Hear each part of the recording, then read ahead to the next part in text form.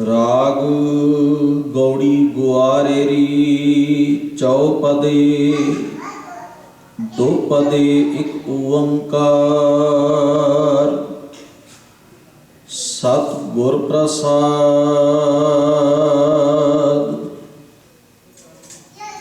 जो परायो सोई अपना जो तज छोड़न तिस स्यों मन रचना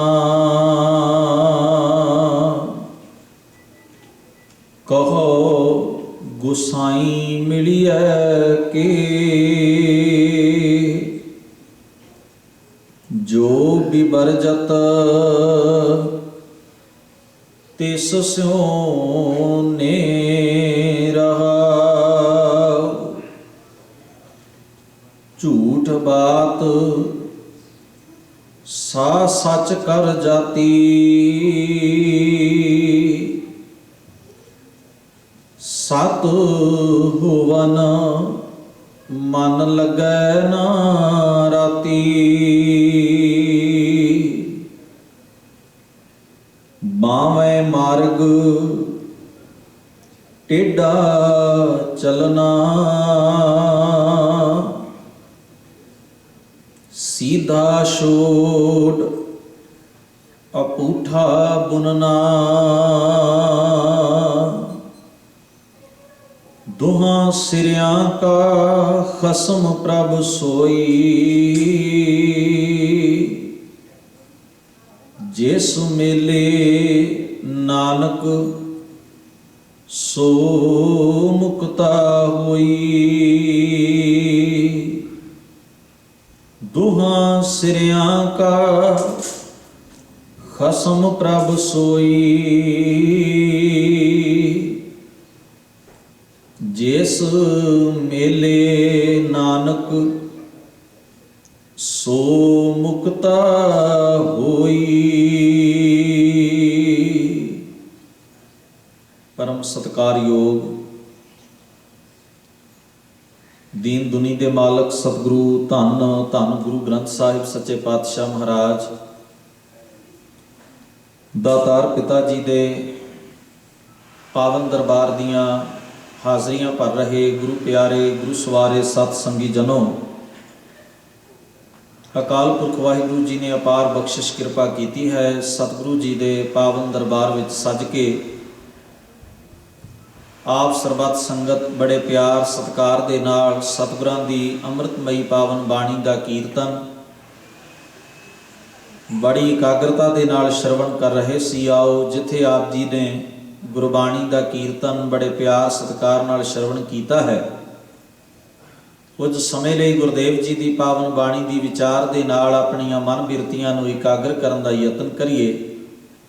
सारी संगत साहिब कमाल गुरु गोबिंद सिंह साहब महाराज जी वालों बख्शिश की हुई फतेह बुलंद आवाज विच सांझी करो। सारे आखो जी वाहिगुरु जी का खालसा वाहिगुरु जी की फतेह। शहीदां दे सिर ताज पंचम पातशाह धन धन गुरु अर्जन साहब जी का पावन शब्द राग गौड़ी दे विचों दास ने आप सरबत संगत नाल पढ़ के साझा कीता है। धर्म की दुनिया के अंदर मनुख नूं जदों रस्ता विखाया जाता है तो सब तो पहला उसनूं दसिया जाता है कि तेरी मंजिल की है, तू पहुँचना कित्थे है। गुरमत ने गुरु ग्रंथ साहब जी की पावन बाणी ने मनुख की मंजिल मिति है उस करता पुरख अकाल पुरख वाहिगुरु दे विच अभेद होना लीन होना। ते किवें लीन होना है उस अकाल पुरख वाहिगुरु दे विच, इस दा रस्ता धन गुरु ग्रंथ साहब महाराज की बाणी सानू दस रही है। क्योंकि मनुख तुर पवे जे उसनूं ये नहीं पता कि उसकी मंजिल की है, मकसद की है, तो उहदा तुरना सवाए फोकी मेहनत तो होर कुछ नहीं होवेगा। पर जे मनुख नूं ये पता भी मैं पहुँचना कित्थे है पर रस्ते का ज्ञान नहीं तो समझो तां भी अधूरा है। इस करके रस्ते का भी पता होवे ते ये भी पता होवे भी मेरी मंजिल की है, तां ही कोई इंसान अपनी अटकी हुई जगह तो तुर के अपनी मंजिल तक पहुँच सकता है। गुरु ग्रंथ साहब महाराज जी की खासियत यह है, उन्हें सही मंजिल बारे भी दसिया तो उस मंजिल ते पहुँचने का रस्ता भी बड़ा सौखा, बड़ा स्पष्ट बयान किया है। जिस मंजिल की गल गुरु ग्रंथ साहब जी करते हैं, आप रोज़ शब्द पढ़ते हो, भई प्राप्त मानुक दे गुरिया, गोबिंद मिलन की है तेरी बरिया। तो जिन्हों असी रस्ता आखते हाँ, पंथ आखते हाँ, मार्ग आखते हाँ, उस मार्ग नूं गुरमत कहते हैं। गुरबाणी का उपदेश कमाउणा, सतगुरु की मत नूं धारण करके जीवन राह के उत्ते चलना, ये वो मार्ग है जिस राही असी उस करते विच, उस वाहिगुरू दे विच अभेद हो के, लीन हो के, उस नाल जुड़ के अपना जीवन जिउंदे हैं। गुरु प्यार वालिओ, ये गल्लां आम जीवन दे विच असी जदों धार्मिक अस्थानां ते जांदे हां तां सानूं बार-बार यही कहा जाता है, अकाल पुरख वाहिगुरू दे नाल तुसीं जुड़ना है, रब नाल तुसीं जुड़ना है। ते जदों रब नाल जुड़न दी, रब तक पहुँचण दी गल शुरू होंदी है तो फिर इस तो अगे जुगतियां, तरीके, ढंग, विधियां, इन्हां दी व्याख्या भी नाल शुरू हो जाती है। मैं समझदा गुरुदेव जी की पावन बाणी की गल करदे हां, जदों असी अपने ढंग दीयां विधियां बयान करन लग पे, क्योंकि हर एक दे मन अंदर ये सवाल सी भी धर्म रब की गल करदा है, धर्म ग्रंथ रब तक पहुँचण की गल करदा है, दसो किहड़ा राह है उस तक पहुँचण दा, किस तरीके नाल उसनूं पाया जाए। सब तो पहली गल, रब की जो असां लोकां ने व्याख्या की वो बड़ी होर तरह की है। असी यही दसिया रब सतवें आसमान उत्ते बैठा होया है, तुसी उसनूं वेख लेना है इन्हां अखां दे नाल, तुसी उसनूं मिल लेना है जिवें असी आम समाज विच विचरदे हां, किसी इंसान नूं लभ के मिल लईए। इस भुलेखे ने पता नहीं कितने लोगों नूं घरों बेघर कर दिता है। वो अपना घर छड्ड के रब नूं लभण तुर पए हन, जंगलों विच भटकदे रहे, मारूथलां विच धक्के खांदे रहे, पहाड़ां दीयां कंधरां ते गुफावां विच बैठ के उन्होंने अपनी जिंदगी का कीमती समा जाया कर लिया। और ऐसा नहीं कि केवल जंगलों में ही चले गए सन, अज भी अनगिणत लोग हैं जो घर विच बैठे हुए भी घर दीयां जिम्मेवारियां नूं निभाउण तो भजे हुए ने। ये साहस उत्ते कि असी रब नूं उवें ही वेख लईए जिवें असी संसार दे किसी मनुख नूं मिल के उसनूं वेखदे हां, उस नाल गलबात करदे हां, उवें असी शायद रब भी इस तरह बणिया बनाया मनुखां वांग साडे सामने आ जाए तो असी उस रब नूं मिल लईए। पर गुरु प्यार वाले वो अपने मन नूं एक सवाल पूछना, वो सवाल ये है भी मन लो जी ऐसे मनुखां दे, ऐसे बंदियां दे ख्याल मुताबक सही अर्थां विच जे उन्हां दे कहे मुताबक सानूं इस तरह का रब मिल भी जाए तो तुसीं की करोगे? ऐसा रब तुहानूं मिल जाए की करोगे? मुआफ करना असी पता की करांगे, असी रब दियां रोटियां घरों घर रख देंगे। जे बाबियां दियां रखते हैं ना कि अज प्रशादा साडे घर है, कल नूं साडे घर है, इस तो वध असी कुछ कर भी नहीं सकना। सोहणे कपड़े दे देंगे, फुल्लां दे हार पवावांगे, उहदे रहण लई सोने का मंदिर बना देंगे, इस तो वध असी की करांगे रब नूं? ऐसा ही करांगे ना। असी गुरु ग्रंथ साहब नाल की कीता पहला ये सोच लेना भी गुरु ग्रंथ साहब सानू मिले। वाह वाह बाणी निरंकार है, बाणी अकाल पुरख का रूप है, सतगुरां ने बाणी च आख्या। हुण तुसीं सोचो भी रब रूप गुरु साडे सामने, असी गुरु नाल की कीता है? इहो कुछ असी रब नाल करांगे, कोई वखरा नहीं करांगे असी रब लई।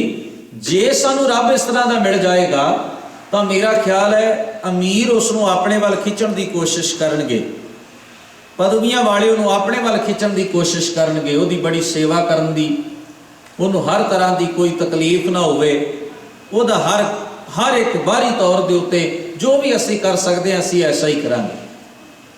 हुण सोचण वाली गल यह है भी जदों साडी सोच विच गल ही ये वसी है भी असी रब की बड़ी सेवा करांगे जे रब सानू मिल जाए तो ਧੰਨ ਗੁਰੂ ਗ੍ਰੰਥ ਸਾਹਿਬ ਮਹਾਰਾਜ ਨੇ ਬੜੀ ਪਿਆਰੀ ਗੱਲ ਆਖੀ ਹੈ।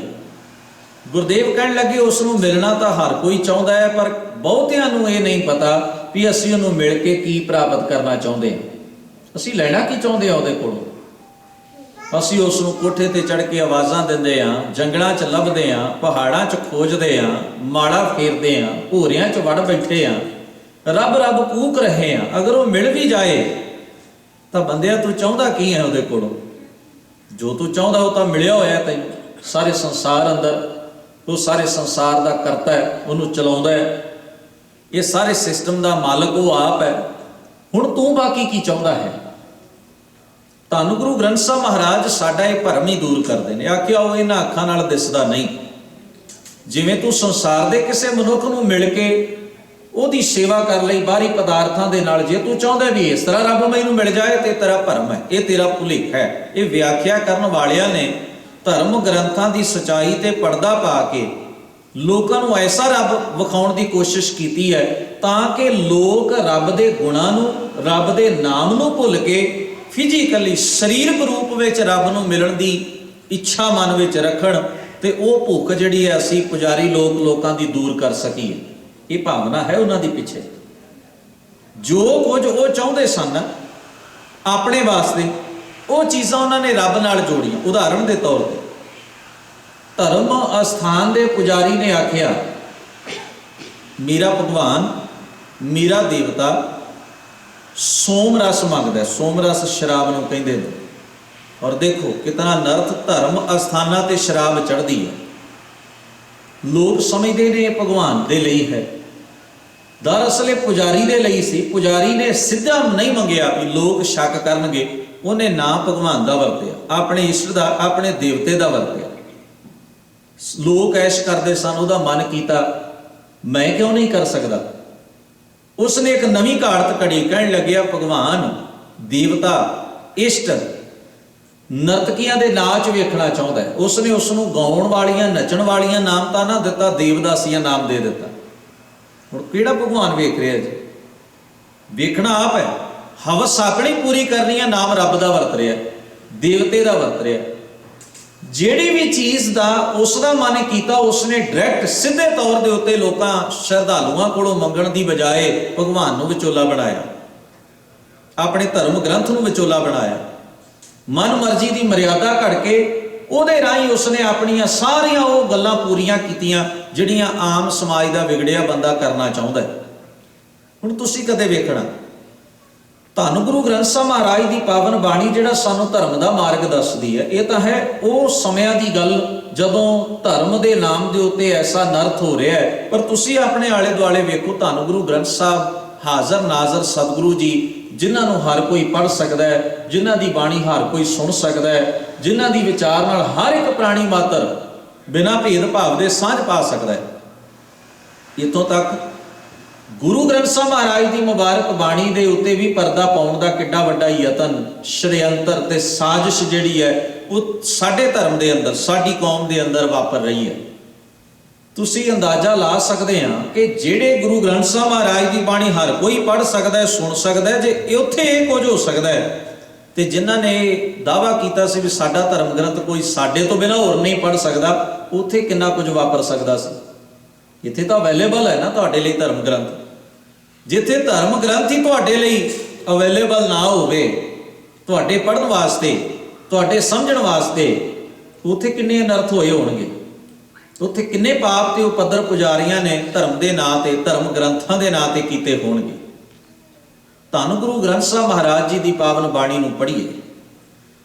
ਦਾਤਾ ਜੀ ਨੇ ਆਖਿਆ ਰੱਬ ਕੋਈ ਸਤਵੇਂ ਆਕਾਸ਼ ਉੱਤੇ, ਰੱਬ ਕੋਈ ਮੰਦਰ ਬਣਾ ਕੇ, ਰੱਬ ਕੋਈ ਖਾਰੇ ਸਮੁੰਦਰ ਵਿੱਚ ਸ਼ੇਸ਼ ਨਾਗ ਦੀ ਫਨ ਤੇ ਲੇਟ ਕੇ ਆਰਾਮ ਨਹੀਂ ਕਰਦਾ।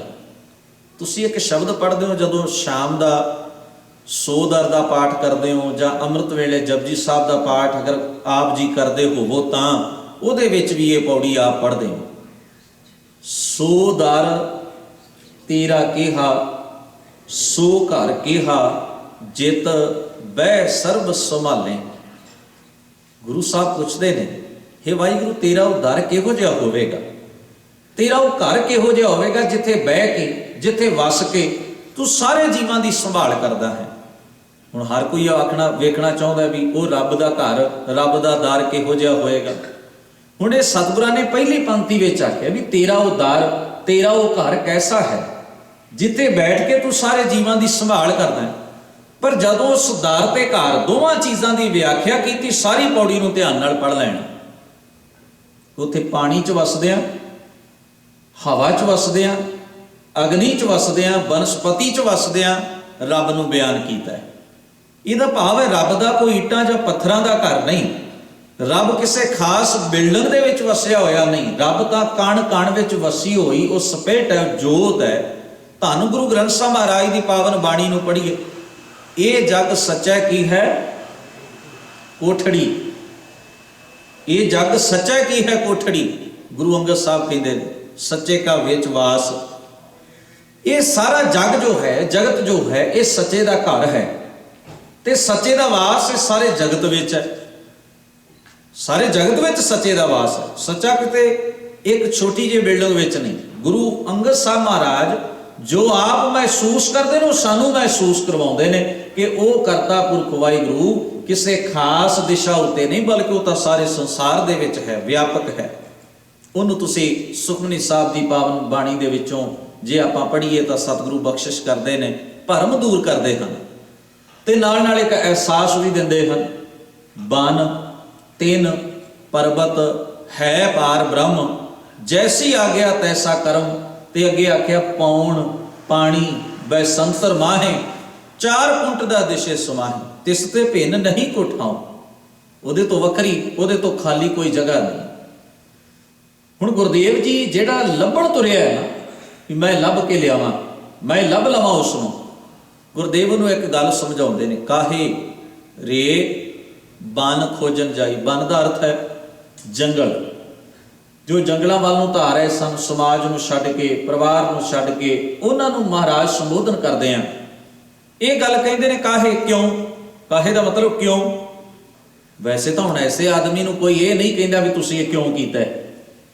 ਲੋਕ ਤਾਂ ਕੋਸ਼ਿਸ਼ ਕਰਦੇ ਨੇ ਮੱਥੇ ਟੇਕ ਕੇ ਜਿੰਨਾ ਪੁੰਨ ਕਮਾਇਆ ਜਾਂਦਾ ਕਮਾ ਲਓ। ਐਸੇ ਆਦਮੀ ਕੋਲ ਔਖਾ ਹੁੰਦਾ ਹੈ ਨਾ, ਐਸੇ ਆਦਮੀ ਨੂੰ ਕਹਿਣਾ ਔਖਾ ਹੁੰਦਾ। ਮੈਂ ਕਈ ਵਾਰ ਦੇਖਿਆ ਲੋਕ ਜਿੱਥੇ ਅਸੀਂ ਵਸਦੇ ਆ, ਲੋਕ ਉੱਥੇ ਰਿਕਸ਼ੇ ਵਾਲੇ ਨਾਲ ਲੜਦੇ ਨੇ।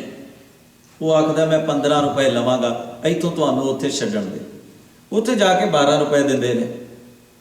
ਉਹ ਆਖਦਾ ਵੀ ਮੈਂ 15 ਦੀ ਗੱਲ ਕੀਤੀ ਸੀ, ਤੁਸੀਂ ਮੈਨੂੰ 12 ਰੁਪਏ ਦਿੰਦੇ ਹੋ।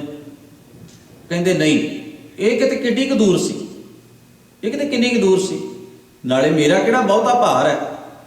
3 ਰੁਪਏ ਜੇ ਤੈਨੂੰ ਘੱਟ ਦੇ ਦਿੱਤੇ ਤੇ ਕੀ ਆਖਰ ਆ ਚੱਲੀ। ਹੁਣ ਉਹ ਆਖਦਾ ਵੀ ਜੇ 3 ਰੁਪਏ ਤੁਸੀਂ ਮੈਨੂੰ ਵੱਧ ਦੇ ਦਿਓ ਤੇ ਕੀ ਆਖਰ ਆ ਚੱਲੀ। ਉਹਦੇ ਨਾਲ ਅਸੀਂ ਝਗੜਾ ਕਰਦੇ ਹਾਂ ਜਿਹੜਾ ਸਾਡਾ ਬੋਝ ਖਿੱਚ ਕੇ ਲਿਆਇਆ। ਪਰ ਮੁਆਫ ਕਰਨਾ, ਜੇ ਕੋਈ ਹਰੇ ਲੀੜਿਆਂ ਵਾਲਾ, ਚਿੱਟੇ ਕੱਪੜਿਆਂ ਵਾਲਾ, ਭਗਵੇਂ ਕੱਪੜਿਆਂ ਵਾਲਾ ਮਾਲਾ ਪਾ ਕੇ ਸਾਡੇ ਸਾਹਮਣੇ ਆ ਜਾਏ, ਕੋਈ ਪੁੱਛਦਾ ਕਿਉਂ। ਉੱਥੇ ਕਿਉਂ ਨਹੀਂ ਹੁੰਦੀ, ਕਿੰਤੂ ਨਹੀਂ ਹੁੰਦਾ। ਕਿੰਤੂ ਕਿਹਦੇ ਤੇ ਹੋ ਰਿਹਾ, ਜਿਹੜਾ ਕਿਰਤੀ ਹੈ। ਇਹ ਸਾਡੀ ਕਮਜ਼ੋਰੀ ਹੈ। ਵੇਖੋ ਇੱਥੇ ਖੜਾ ਗੁਰੂ ਨਾਨਕ ਦਾ ਧਰਮ ਕਿਰਤ ਦਾ ਧਰਮ ਹੈ। ਕਿਰਤੀ ਤੇ ਕਿੰਤੂ ਹੋ ਸਕਦਾ ਹੈ, ਜਿਹਨੇ ਧਰਮ ਦਾ ਪਹਿਰਾਵਾ ਪਾ ਲਿਆ ਉਹਦੇ ਤੇ ਕਿੰਤੂ ਨਹੀਂ ਹੋ ਸਕਦਾ। ਪਰ ਗੁਰੂ ਤੇਗ ਬਹਾਦਰ ਸਾਹਿਬ ਕਿਉਂ ਕਿੰਤੂ ਉਹਦੇ ਤੇ ਕਰਦੇ ਨੇ ਜਿਹੜਾ ਬੰਦਾ ਧਰਮ ਦਾ ਪਹਿਰਾਵਾ ਪਾ ਕੇ ਰੱਬ ਨੂੰ ਲੱਭਣ ਦੇ ਰਾਹ ਤੁਰਿਆ ਹੋਇਆ। ਅਸੀਂ ਉਹਨੂੰ ਕਿਉਂ ਨਹੀਂ ਕਹਿੰਦੇ ਵੀ ਕਿਉਂ ਤੁਰੇ ਹੋਏ ਹੋ। ਹੁਣ ਮੈਂ ਕਈ ਵਾਰ ਹੈਰਾਨ ਹੁੰਦਾ, ਅਸੀਂ ਗੁਰੂ ਨਾਨਕ ਸਾਹਿਬ ਨੂੰ ਜਦੋਂ ਪਿਆਰ ਨਾਲ ਸੱਦਦੇ ਹਾਂ, ਕਈ ਵਾਰ ਬਾਬਾ ਨਾਨਕ ਕਹਿੰਦੇ ਹਾਂ, ਬਾਬਾ ਲਹਿਣਾ। ਜਦੋਂ ਅਸੀਂ ਅੱਤ ਉੱਚੀਆਂ ਹਸਤੀਆਂ ਦਾ ਜ਼ਿਕਰ ਆਪਣੇ ਇਤਿਹਾਸ ਚੋਂ ਪੜ੍ਹਦੇ ਹਾਂ, ਬਾਬਾ ਬੁੱਢਾ ਜੀ, ਬਾਬਾ ਦੀਪ ਸਿੰਘ ਜੀ, ਸਾਹਿਬਜ਼ਾਦਿਆਂ ਨੂੰ ਵੀ ਕਈ ਵਾਰ ਬੜੇ ਸਤਿਕਾਰ, ਬਜ਼ੁਰਗ ਜਾਣ ਕੇ, ਪਿਆਰੇ ਜਾਣ ਕੇ ਅਸੀਂ ਬਾਬਾ ਅਜੀਤ ਸਿੰਘ, ਬਾਬਾ ਜੁਝਾਰ ਸਿੰਘ, ਬਾਬਾ ਜ਼ੋਰਾਵਰ ਸਿੰਘ, ਬਾਬਾ ਫਤਿਹ ਸਿੰਘ, ਇਹ ਸ਼ਬਦ ਅਸੀਂ ਉਹਨਾਂ ਵਾਸਤੇ ਵਰਤਦੇ ਹਾਂ। ਬਾਬਾ ਸ਼ਬਦ ਗੁਰੂ ਗ੍ਰੰਥ ਸਾਹਿਬ ਦੀ ਬਾਣੀ 'ਚ ਵੀ ਬੜੇ ਆਦਰ ਨਾਲ ਵਰਤਿਆ ਗਿਆ। ਬਾਬੇ ਦਾ ਅਰਥ ਹੈ ਬਜ਼ੁਰਗ। ਬਜ਼ੁਰਗ ਦਾ ਮਤਲਬ ਹੈ ਬਜ਼ੁਰਗੀ ਕਮਾਈ ਹੈ ਜਿਹਨੇ। ਉਮਰ ਕਰਕੇ ਵੀ ਬਾਬਾ ਸ਼ਬਦ ਵਰਤਨ ਦਾ ਸਾਡੀ ਸੱਭਿਅਤਾ, ਸਾਡੇ ਸੱਭਿਆਚਾਰ ਦੇ ਵਿੱਚ ਖਾਸ ਜ਼ਿਕਰ ਹੈ। ਤੇ ਖਾਸ ਤੌਰ ਤੇ ਉਹ ਬਜ਼ੁਰਗ ਜਿਹਨੇ ਕੋਈ ਬਹੁਤ ਮਹਾਨ ਕਾਰਜ ਕੀਤਾ, ਜੋ ਵਡੇਰਾ ਹੈ, ਉਹਦੇ ਵਾਸਤੇ ਅਸੀਂ ਬਾਬਾ ਸ਼ਬਦ ਇਤਿਹਾਸ ਵਿੱਚ ਵੀ ਵਰਤੀ ਦਾ ਵੇਖਦੇ ਹਾਂ। ਪਰ ਤੁਸੀਂ ਕਦੇ ਸੋਚਣਾ, सानू नहीं पता भी ये बंदे की की कमाई है की है। बस असी वेख्या भी घर के दरवाजे अगे एक आदमी आया, उसने कोई खास किस्म की आवाज़ दी। माँ घर में काम करती है, ऐसा तुहाडे नाल अनगिनत वार वापरिया होएगा, घरां विच परिवारां विच, इत्थे ना वापरिया होए, पंजाब वापरिया होएगा, पर अक्सर हुण इत्थे भी वापरदा है। इत्थे दरवाजे ते तां नहीं आउंदे, पर इत्थे घरां विच आउण दा इंतजाम अगले कर लैंदे ने। दरवाजे के उत्ते आके किसी ने खास आवाज़ दी। माँ ने पूछया, पुत्र नूं घल्लिया भी कौन है, जा देख के आ। उन्हें वेख्या, वो वापस आया, उन्होंने नहीं सी पता भी ये कौन है। उन्हें अजीब जे कपड़े पहने हुए एक आदमी नूं दरवाजे के उत्ते खलोतिया वेख्या। वो माँ नूं आके आखदे पता नहीं कौन है। माँ ने घरों वेख्या तो उसनूं नज़री पिया भी कोई खास किस्म के कपड़ियां वाला बाहर खड़ा है। उन्हें चाहे उन्हें चिट्टे कपड़े पाए ने, चाहे उन्हें हरे कपड़े पाए ने, वो फकीर बनया होया इस वेस दे विच है, चाहे उन्हें काले कपड़े पाए ने, चाहे उसने भगवें रंग के कपड़े पाए, त्यागियां वाले, अपने आप को त्यागी शो करता है। तो माँ ने थोड़ा जिहा भोजन पानी या प्रशादा या पैसे जो भी दिता, कहने लगी जा बाबा है उसनूं दे के आ। बाबा जी ने हुण वो चिलमा फूकण वाला, सिगरटा पीण वाला, ते उस ओहो ही दान लैके पहरावे दे नां दे उत्ते शाम नूं शराब दे ठेके ते खलोता भी वेखीदा है, पर लोग उसनूं बाबा आखदे ने। तुसीं कदे तुलना करके देखना, तुसीं अपनी जबान तो बाबा बुढ़ा जी नूं भी बाबा आख्या, उन्होंने चिलमा फूकण वाले नूं भी बाबा आख्या। तुहाडी सोच ने की अंतर लभ्या दोवां चीज़ां 'च? कोई लभ्या? नहीं लभ्या। क्योंकि असी बाबा बुढ़ा जी नूं इस करके बाबा मान रहे हैं क्योंकि वो महान ने, उन्होंने बहुत कारज कीते, भला कीता, गुरमत कमाई, सतगुरु आप उन्होंने बड़ा मान करते हैं। पर एक नूं असीं इसे करके ही बाबा मान लिया क्योंकि उन्हें नीले चिट्टे काले हरे जिहो जे भी कपड़े सन, उन्हें खास किस्म के कपड़े पाए सन, असीं इस करके मान लिया भी ये भी बाबा है। हुण ख्याल करना, साडी सोच ने अंतर नहीं लभ्या, ते जिहड़े बच्चे नूं असीं दस रहे भी ये भी बाबा है, ये वो सोचेगा नहीं भी खैर बाबा बुढ़ा जी भी इहो जिहे होणगे, बाबा अजीत सिंह जी भी इहो जिहे होणगे, क्योंकि मेरी माँ कहती है ये बाबा है, मेरी माँ आखदी है ये बाबा है। जिहड़े शरीरां नूं अज असीं मत्थे टेक रहे हैं ते नाल अपने बच्चिआं नूं भी ले आउंदे आ, बच्चा असीं बाबे अगे करदे आ, बाबा जी इहनूं भी आशीर्वाद दे दो, वो आशीर्वाद दिंदा है। तुसीं कदे सोच के वेखना, तुसीं बच्चे नूं इह दस्सण दी कोशिश कर रहे हो भी जिहड़े बाबे बुढ़े बारे तूं कदे गुरुद्वारियों सुनेगा जिंदगी विच, वो भी इहो जिहा ही सी, मत्थे टिकाउण वाला, वो भी इस तरह का ही सी, लोगों को आशीर्वाद दे के तोड़ देने वाला। इस ढंग नाल ख्याल करियो, असीं अपने विरसे का घाण इस तरह करते हैं, निक्कियां निक्कियां गल्लां नूं जदों असीं विचारदे नहीं तो अगे जो असीं मैसेज दे रहे हैं बच्चों को, जो असीं आले दुआले वेख लोगों को जदों असीं आखांगे बाबा बुढ़ा जी बड़ी महान आत्मा सन, लोग कहणगे ठीक है, पर जिवें तुहाडे अज दे बाबे मत्था टिकाउंदे ने इवें दे ही सन। माफ करियो, फिर तुसीं किहड़ियां दलीलां नाल अगले नूं शांत करने की कोशिश करोगे? बच्चे दे मन अंदर बह गई गल नूं किहड़े तरीके नाल कढोगे? क्योंकि तुसीं आप ही तुहानूं दस रहे हो कि ये भी बाबे हुंदे ने, वो भी बाबे हुंदे ने।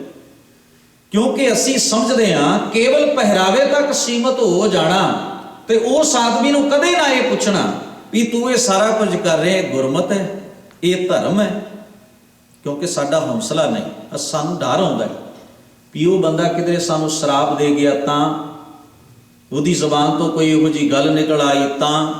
गुरु प्यार वालिओ, मैं अक्सर सोचदा भी ऐसे आदमियां ने होर शराब तुहानूं की देना है? गुरु ग्रंथ साहब नालों तो उन्हां तोड़िया होया है, अंदरूनी तौर पर सन, बाहरों ही जुड़े हाँ, अंदरों सिद्धांतक तौर पर तो टुट गए, विरसे नाल उन्हां सानू तोड़ के अपने नाल जोड़ लिया, होर इदों वड्डा शराब सानू की लगना भी? अजे तक साडे समाज नूं सानू गुरसिख खवाउण वालिआं नूं धੰਨ गुरु ग्रंथ साहब महाराज की पछाण नहीं हो सकी भी गुरु शब्द गुरु की हुंदा है। इदों वड्डा शराब होर सानू वाधू की लगना है जी? जवानी साडी नशियां च गरकी है।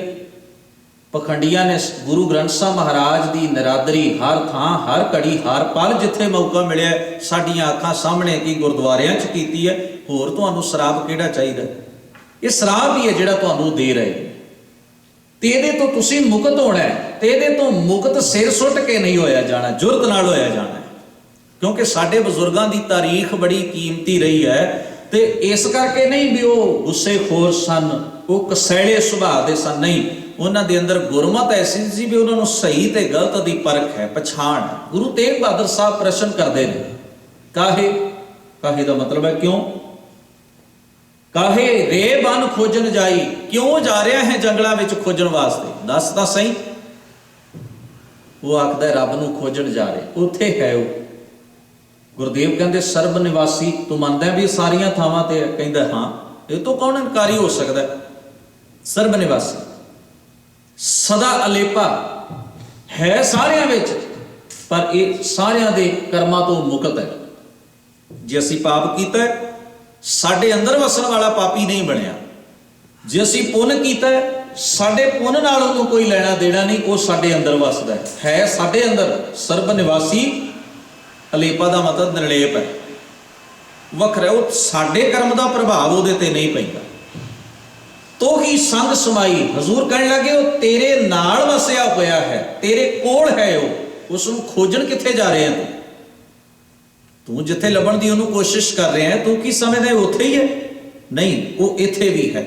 ਭਗਤ ਪਰਮਾਨੰਦ ਜੀ ਦਾ, ਰਾਮਾਨੰਦ ਜੀ ਦਾ ਤੁਸੀਂ ਸ਼ਬਦ ਪੜੋ। ਉਹ ਕਹਿੰਦੇ ਕਤ ਜਾਈਐ ਰੇ, ਕਤ ਦਾ ਮਤਲਬ ਕਿੱਥੇ ਤੇ ਕਿਉਂ। ਕਤ ਜਾਈਐ ਰੇ ਘਰ ਲਾਗੋ ਰੰਗ, ਕਹਿੰਦੇ ਹੁਣ ਤਾਂ ਘਰੋਂ ਹਿਰਦੇ ਤੋਂ ਹੀ ਪਿਆਰ ਜਾਗ ਗਿਆ ਹੈ ਉਸ ਵਾਹਿਗੁਰੂ ਦੇ ਪ੍ਰਤੀ। ਮੇਰਾ ਚਿੱਤ ਨਾ ਚੱਲੇ, ਮੇਰਾ ਹੁਣ ਮਨ ਨਹੀਂ ਕਰਦਾ ਬਾਹਰ ਵੱਲ ਨੂੰ ਵੇਖਾਂ, ਬਾਹਰ ਲੱਭਣ ਦੀ ਕੋਸ਼ਿਸ਼ ਕਰਾਂ ਵੀ ਉਹ ਗਵਾਚਾ ਹੈ, ਉਸ ਨੂੰ ਮੈਂ ਲੱਭ ਲਵਾਂ, ਉਹਦੀ ਖੋਜ ਕਰ ਲਵਾਂ ਬਾਹਰੋਂ ਜਾ ਕੇ ਕਿਧਰੋਂ। ਕਹਿਣ ਲੱਗੇ ਮੇਰਾ ਚਿੱਤ ਨਾ ਚੱਲੇ ਮਨ ਭਇਓ ਪੰਗ, ਪੰਗ ਦਾ ਅਰਥ ਹੁੰਦਾ ਪਿੰਗਲਾ, ਜਿਹੜਾ ਤੁਰ ਨਾ ਸਕੇ। ਕਹਿਣ ਲੱਗੇ ਮਨ ਹੁਣ ਪਿੰਗਲਾ ਹੋ ਗਿਆ, ਮਨ ਨੂੰ ਬਾਹਰ ਨਹੀਂ ਭੱਜਦਾ, ਹੁਣ ਇਹਨੂੰ ਘਰ ਦੇ ਵਿੱਚੋਂ ਹੀ ਸੱਚ ਦੀ ਸੋਝੀ ਆ ਗਈ, ਹਿਰਦੇ ਵਿੱਚੋਂ ਇਸਨੇ ਪਾ ਲਿਆ। ਉੱਥੇ ਉਹ ਜ਼ਿਕਰ ਕਰਦੇ ਨੇ, ਕਹਿਣ ਲੱਗੇ ਪੂਜਨ ਚਾਲੀ ਬ੍ਰਹਮ ਠਾਏ, ਮੈਂ ਚੱਲਿਆ ਕਿ ਚਲੋ ਰੱਬ ਦੀ ਪੂਜਾ ਕਰੀਏ, ਰੱਬ ਨੂੰ ਲੱਭੀਏ, ਪਰ ਗੁਰੂ ਨੇ ਭਰਮ ਦੂਰ ਕੀਤਾ। ਸੋ ਬ੍ਰਹਮ ਬਤਾਇਓ ਗੁਰ ਘਰ ਹੀ ਮਾਏ, ਗੁਰੂ ਨੇ ਆਖਿਆ ਨਹੀਂ ਉਹ ਤਾਂ ਤੇਰੇ ਘਰ 'ਚ ਹੀ ਹੈ, ਉਹਦੀ ਪੂਜਾ ਤੂੰ ਆਪਣੇ ਹਿਰਦੇ 'ਚ ਹੀ ਕਰ ਸਕਦਾ ਹੈ। ਬੜੀ ਹੈਰਾਨੀ ਹੋਈ ਵੀ ਉਹ ਘਰ ਵਿੱਚ ਰਹਿੰਦਾ, ਮੈਂ ਬਾਹਰ ਭਟਕ ਰਿਹਾ ਸਾਂ, ਮੈਂ ਬਾਹਰ ਦੀ ਪੂਜਾ ਉੱਤੇ ਜ਼ੋਰ ਦੇ ਰਿਹਾ ਸਾਂ, ਤਾਂ ਉਹ ਹਿਰਦੇ 'ਚ ਹੈ ਤੇ ਹਿਰਦੇ 'ਚ ਵੀ ਪੂਜਾ ਹੋ ਸਕਦੀ ਹੈ। ਕਹਿਣ ਲੱਗੇ ਜਦੋਂ ਮੈਂ ਬਾਹਰ ਜਾ ਕੇ ਖੋਜਿਆ, ਜਾਂ ਜਾਈਏ ਤਾਂ ਜਲ ਪਖਾਨ, ਜਾਂ ਤਾਂ ਪਾਣੀ ਨਾਲ ਜਾਂ ਪੱਥਰਾਂ ਨਾਲ, ਆ ਦੋ ਚੀਜ਼ਾਂ ਨਾਲ ਹੀ ਮੱਥਾ ਮਾਰਨਾ ਪਿਆ। ਪਾਣੀ 'ਚ ਨਹਾਈ ਗਏ, ਪੱਥਰ ਪੂਜੀ ਗਏ। ਜਾਂ ਜਾਈਏ ਤਾਂ ਜਲ ਪਖਾਨ, ਪਰ ਗੁਰੂ ਨੇ ਸਮਝਾਇਆ ਤੂੰ ਪੂਰ ਰਹਿਓ ਹੈ ਸਭ ਸਮਾਨ, ਤੂੰ ਤਾਂ ਸਾਰਿਆਂ ਵਿੱਚ ਵਿਆਪਕ ਹੈ, ਸਮਾਇਆ ਹੋਇਆ। ਵੇਖੋ ਔਖਾ ਹੁੰਦਾ ਹੈ, ਅਸੀਂ ਇੱਕ ਤਾਂ ਪੀੜ੍ਹੀ ਦਰ ਪੀੜ੍ਹੀ ਜਿਹੜੇ ਕੰਮ ਹੋ ਰਹੇ ਨੇ ਉਸ ਸਿਸਟਮ ਵਿੱਚ ਵੱਜੇ ਹੁੰਦੇ ਆ। ਦੂਜੀ ਮੁਸ਼ਕਲ ਇਹ ਹੈ ਵੀ ਆਲੇ ਦੁਆਲੇ ਬਹੁਤ ਕੁਝ ਐਸਾ ਹੁੰਦਾ ਹੈ ਜਿਹਦਾ ਪ੍ਰਭਾਵ ਸਾਡੀ ਸੋਚ, ਸਾਡੇ ਮਨ ਉੱਤੇ ਜਮਾਂਦਰੂ ਪੈਂਦਾ ਹੈ, ਤੇ ਔਖਾ ਹੈ, ਕਠਿਨ ਹੈ। ਭਗਤ ਨਾਮਦੇਵ ਸਾਹਿਬ ਨੇ ਜਿਸ ਵੇਲੇ ਉਹਨਾਂ ਨੂੰ ਕਿਹਾ ਜਾਂਦਾ ਸੀ ਵੀ ਭਗਵਾਨ ਹੈ, ਤੁਸੀਂ ਇਹਨੂੰ ਛੱਡ ਕੇ ਕਦੇ ਤੁਸੀਂ ਇਸ ਭਗਵਾਨ ਦੀ ਪੂਜਾ ਨਹੀਂ ਕੀਤੀ, ਹੋਰ ਹੀ ਹੋਰ ਗੱਲਾਂ ਕਰਦੇ ਰਹਿੰਦੇ ਹੋ। ਭਗਤ ਨਾਮਦੇਵ ਸਾਹਿਬ ਦਾ ਬੜਾ ਪਿਆਰਾ ਮਿੱਠਾ ਤਰਕ ਸੀ।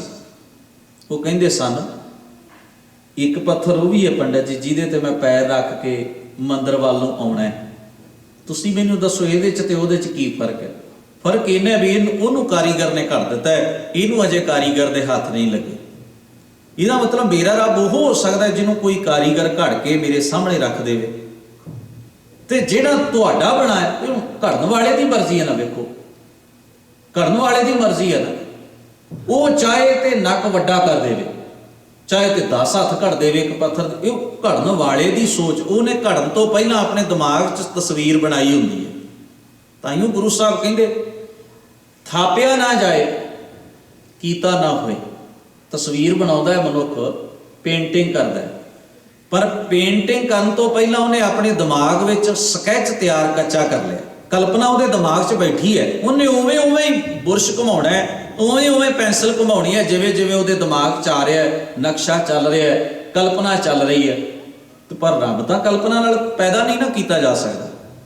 ਰੱਬ ਤੇ ਸੱਚਾਈ ਹੈ, ਰੱਬ ਤੇ ਸੱਚ ਹੈ, ਤੇ ਸੱਚ ਤੁਹਾਡੀ ਕਲਪਨਾ ਨਾਲ ਪੈਦਾ ਨਹੀਂ ਹੁੰਦਾ। इस करके गुरदेव धन गुरु ग्रंथ साहब महाराज ने आख्या, गुर की मूरत मन में ध्यान, गुरु की मूरत का मन में ध्यान धर। पूछया सतगुरु गुरु की मूरत की है?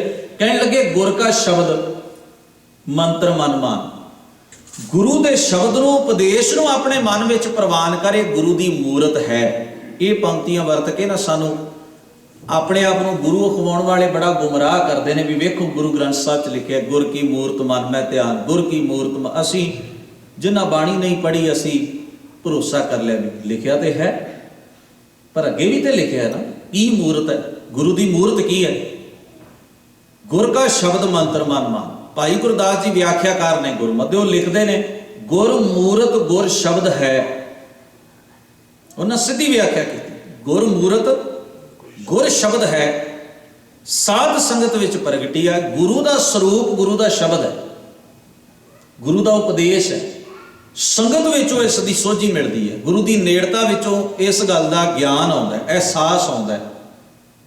हुण ये भरम दूर हो गया। और ख्याल करना बड़ी प्यारी गल लिखी है एक पुस्तक विचों मैं पढ़ रहा सा। हरिंदर सिंह आर्टिस्ट हुए, बहुत वड्डियां सोहणियां पेंटिंगां उन्होंने वर्ल्ड दे विच फिर के बनाईयां और बड़ा नाम है उन्हों का।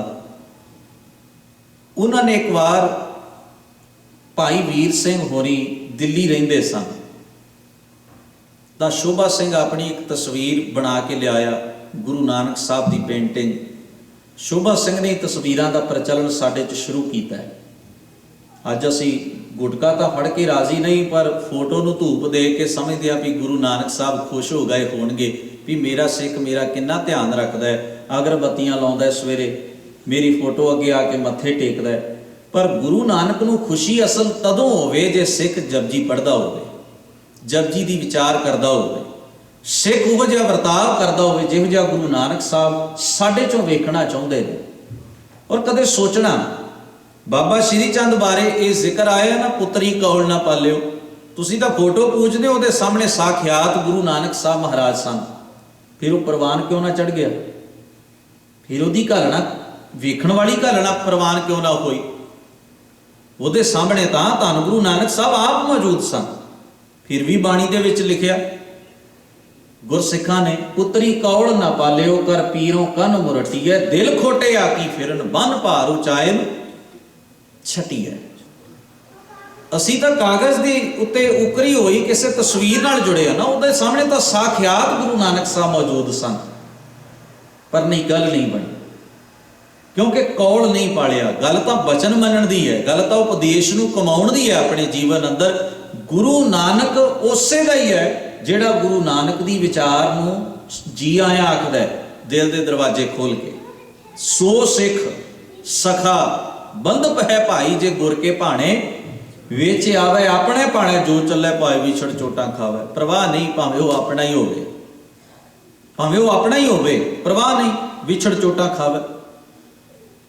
गुरदेव धन गुरु ग्रंथ साहब महाराज साढ़े अनगिनत ऐसे भरम दूर करते हैं। हुण शोभा सिंह जी वो तस्वीर लैके आए ढकी हुई, भाई वीर सिंह कोल आण बैठे। उस वेले कहते ने कि उन्होंने आके आख्या भी भाई साहब जी मैं चाहता ये तस्वीर जिहड़ी है तुसी अपने हथी इहदी घुंड चुकाई करनी है, रिलीज करनी है। भाई वीर सिंह ने छुपले इस तरह पर्दा चुकिया, वेखण लगे भी है कि वेखा तो सही, जिहदी घुंड चुकाई जिन्हों रिलीज मैं अपने हथी करना है उन्होंने वेखा तो सही। वेख्या कहण लगे ढक के, कहण लगे शोभा सिया ये मेरा गुरु नानक नहीं हो सकता, ये मेरा गुरु नानक नहीं हो सकता। तो गुरु नानक साहब जी की तस्वीर तू किवें उलीक लई, मुकम्मल गुरु की तस्वीर तू किवें उलीक लई? ये नहीं हो सकता। बस इन्नी गल आखी चुप कर गए। वो बाहर आया तो आके हरविंदर सिंह आर्टिस्ट नूं आंदा इस बंदे नूं जरा जिन्ना पता नहीं कि चित्रकारी की हुंदी है, इनू नहीं पता। ये बंदा भावें बड़ा पढ़िया लिखिया हो, भाई वीर सिंह बारे उन्हें शब्द कहे, इन्हां नूं की पता है ये चीज़ की हुंदी? मैं इन्नी मेहनत नाल बनाई, सत्कार करके मैं लियाया भी ये अपने हथी रिलीज करनगे, पर इन्हां नूं पता ही कख नहीं। ऐसी भाषा बोली है मेरी इस मेहनत बारे, की कहना इन्हां बारे? हरविंदर सिंह आर्टिस्ट ਹੱਸ ਪਏ, ਕਹਿਣ ਲੱਗੇ ਵੀ ਸ਼ੋਭਾ ਸਿੰਘ ਜੀ ਗੁੱਸਾ ਨਾ ਕਰਿਓ ਮੇਰੀ ਗੱਲ ਦਾ, ਪਰ ਤੁਹਾਡੀ ਤਸਵੀਰ ਵਾਕਿਆ ਹੀ ਕੋਈ ਬਹੁਤੀ ਯੋਗਤਾ ਰੱਖਣ ਵਾਲੀ ਤਸਵੀਰ ਨਹੀਂ। ਕਹਿਣ ਲੱਗਿਆ ਕਿਉਂ? ਸ਼ੋਭਾ ਸਿੰਘ ਨੇ ਆਖਿਆ ਕਿਉਂ? ਕਹਿਣ ਲੱਗਿਆ ਤੁਸੀਂ ਜਦੋਂ ਬੁੱਲ ਬਣਾਏ ਤੇ ਮਧੂਬਾਲਾ ਦੇ ਬਣਾ ਦਿੱਤੇ, ਅੱਖਾਂ ਨਰਗਸ ਦੀਆਂ ਲਾ ਦਿੱਤੀਆਂ, ਇਸ ਤਰ੍ਹਾਂ ਆਪਣੀ ਕਲਪਨਾ ਨੂੰ ਬਣਾ ਕੇ ਤੇ ਤੁਸੀਂ ਇੱਕ ਫੇਸ ਜਿਹਾ ਤਿਆਰ ਕਰਕੇ ਤੇ ਥੱਲੇ ਲਿਖ ਲਿਆ ਵੀ ਗੁਰੂ ਨਾਨਕ, ਇਹਦੇ ਨਾਲ ਤੁਸੀਂ ਗੁਰੂ ਨਾਨਕ ਦੀ ਕਲਮੀ ਤਸਵੀਰ ਬਣਾ ਲਈ। ਮਤਲਬ ਜੋ ਤੁਹਾਡੇ ਦਿਮਾਗ 'ਚ ਹੈ ਤੁਸੀਂ ਉਹਨੂੰ ਕਾਗਜ਼ ਤੇ ਉਕਰ ਕੇ ਥੱਲੇ ਜੋ ਲਿਖ ਦਿਓਗੇ, ਕਿ ਇਸੇ ਕਰਕੇ ਸੱਚ ਮੰਨ ਲਿਆ ਜਾਏ ਵੀ ਥੱਲੇ ਲਿਖ ਲਿਆ ਵੀ ਧੰਨ ਗੁਰੂ ਨਾਨਕ ਸਾਹਿਬ, ਧੰਨ ਗੁਰੂ ਗੋਬਿੰਦ ਸਿੰਘ ਸਾਹਿਬ, ਤੇ ਬਸ ਗੱਲ ਖਤਮ ਹੋ ਜਾਂਦੀ ਹੈ। ਜ਼ਰਾ ਸੋਚਣਾ, ਗੁਰੂ ਗ੍ਰੰਥ ਸਾਹਿਬ ਮਹਾਰਾਜ ਦੀ ਬਾਣੀ ਚੋਂ ਗੁਰੂ ਨੂੰ ਵੇਖਣ ਵਾਲੇ ਦੀ ਕੀ ਮਜਬੂਰੀ ਹੈ ਵੀ ਉਹ ਕਿਸੇ ਦੇ ਲਿਖੇ ਅੱਖਰ ਤੇ ਭਰੋਸਾ ਕਰ ਲੈ ਪਰ ਗੁਰੂ ਗ੍ਰੰਥ ਸਾਹਿਬ ਦੀ ਬਾਣੀ ਦੇ ਬਚਨ ਤੇ ਭਰੋਸਾ ਨਾ ਕਰੇ। ਕਿਸੇ ਚਿੱਤਰਕਾਰ ਨੇ, ਕਿਸੇ ਪੇਂਟਰ ਨੇ ਕਿਸੇ ਕੰਧ ਤੇ ਕੋਈ ਚਿੱਤਰ ਵਾਹ ਕੇ ਕਾਗਜ਼ ਤੇ ਉਲੀਕ ਕੇ ਉਹਦੇ ਚ ਰੰਗ ਭਰ ਕੇ ਥੱਲੇ ਲਿਖ ਦਿੱਤਾ ਵੀ ਗੁਰੂ ਨਾਨਕ ਸਾਹਿਬ ਨੇ, ਤੇ ਸਾਨੂੰ ਉਹ ਦੋ ਸ਼ਬਦਾਂ ਤੇ ਭਰੋਸਾ ਹੈ ਵੀ ਇਹ ਗੁਰੂ ਨਾਨਕ ਸਾਹਿਬ ਨੇ।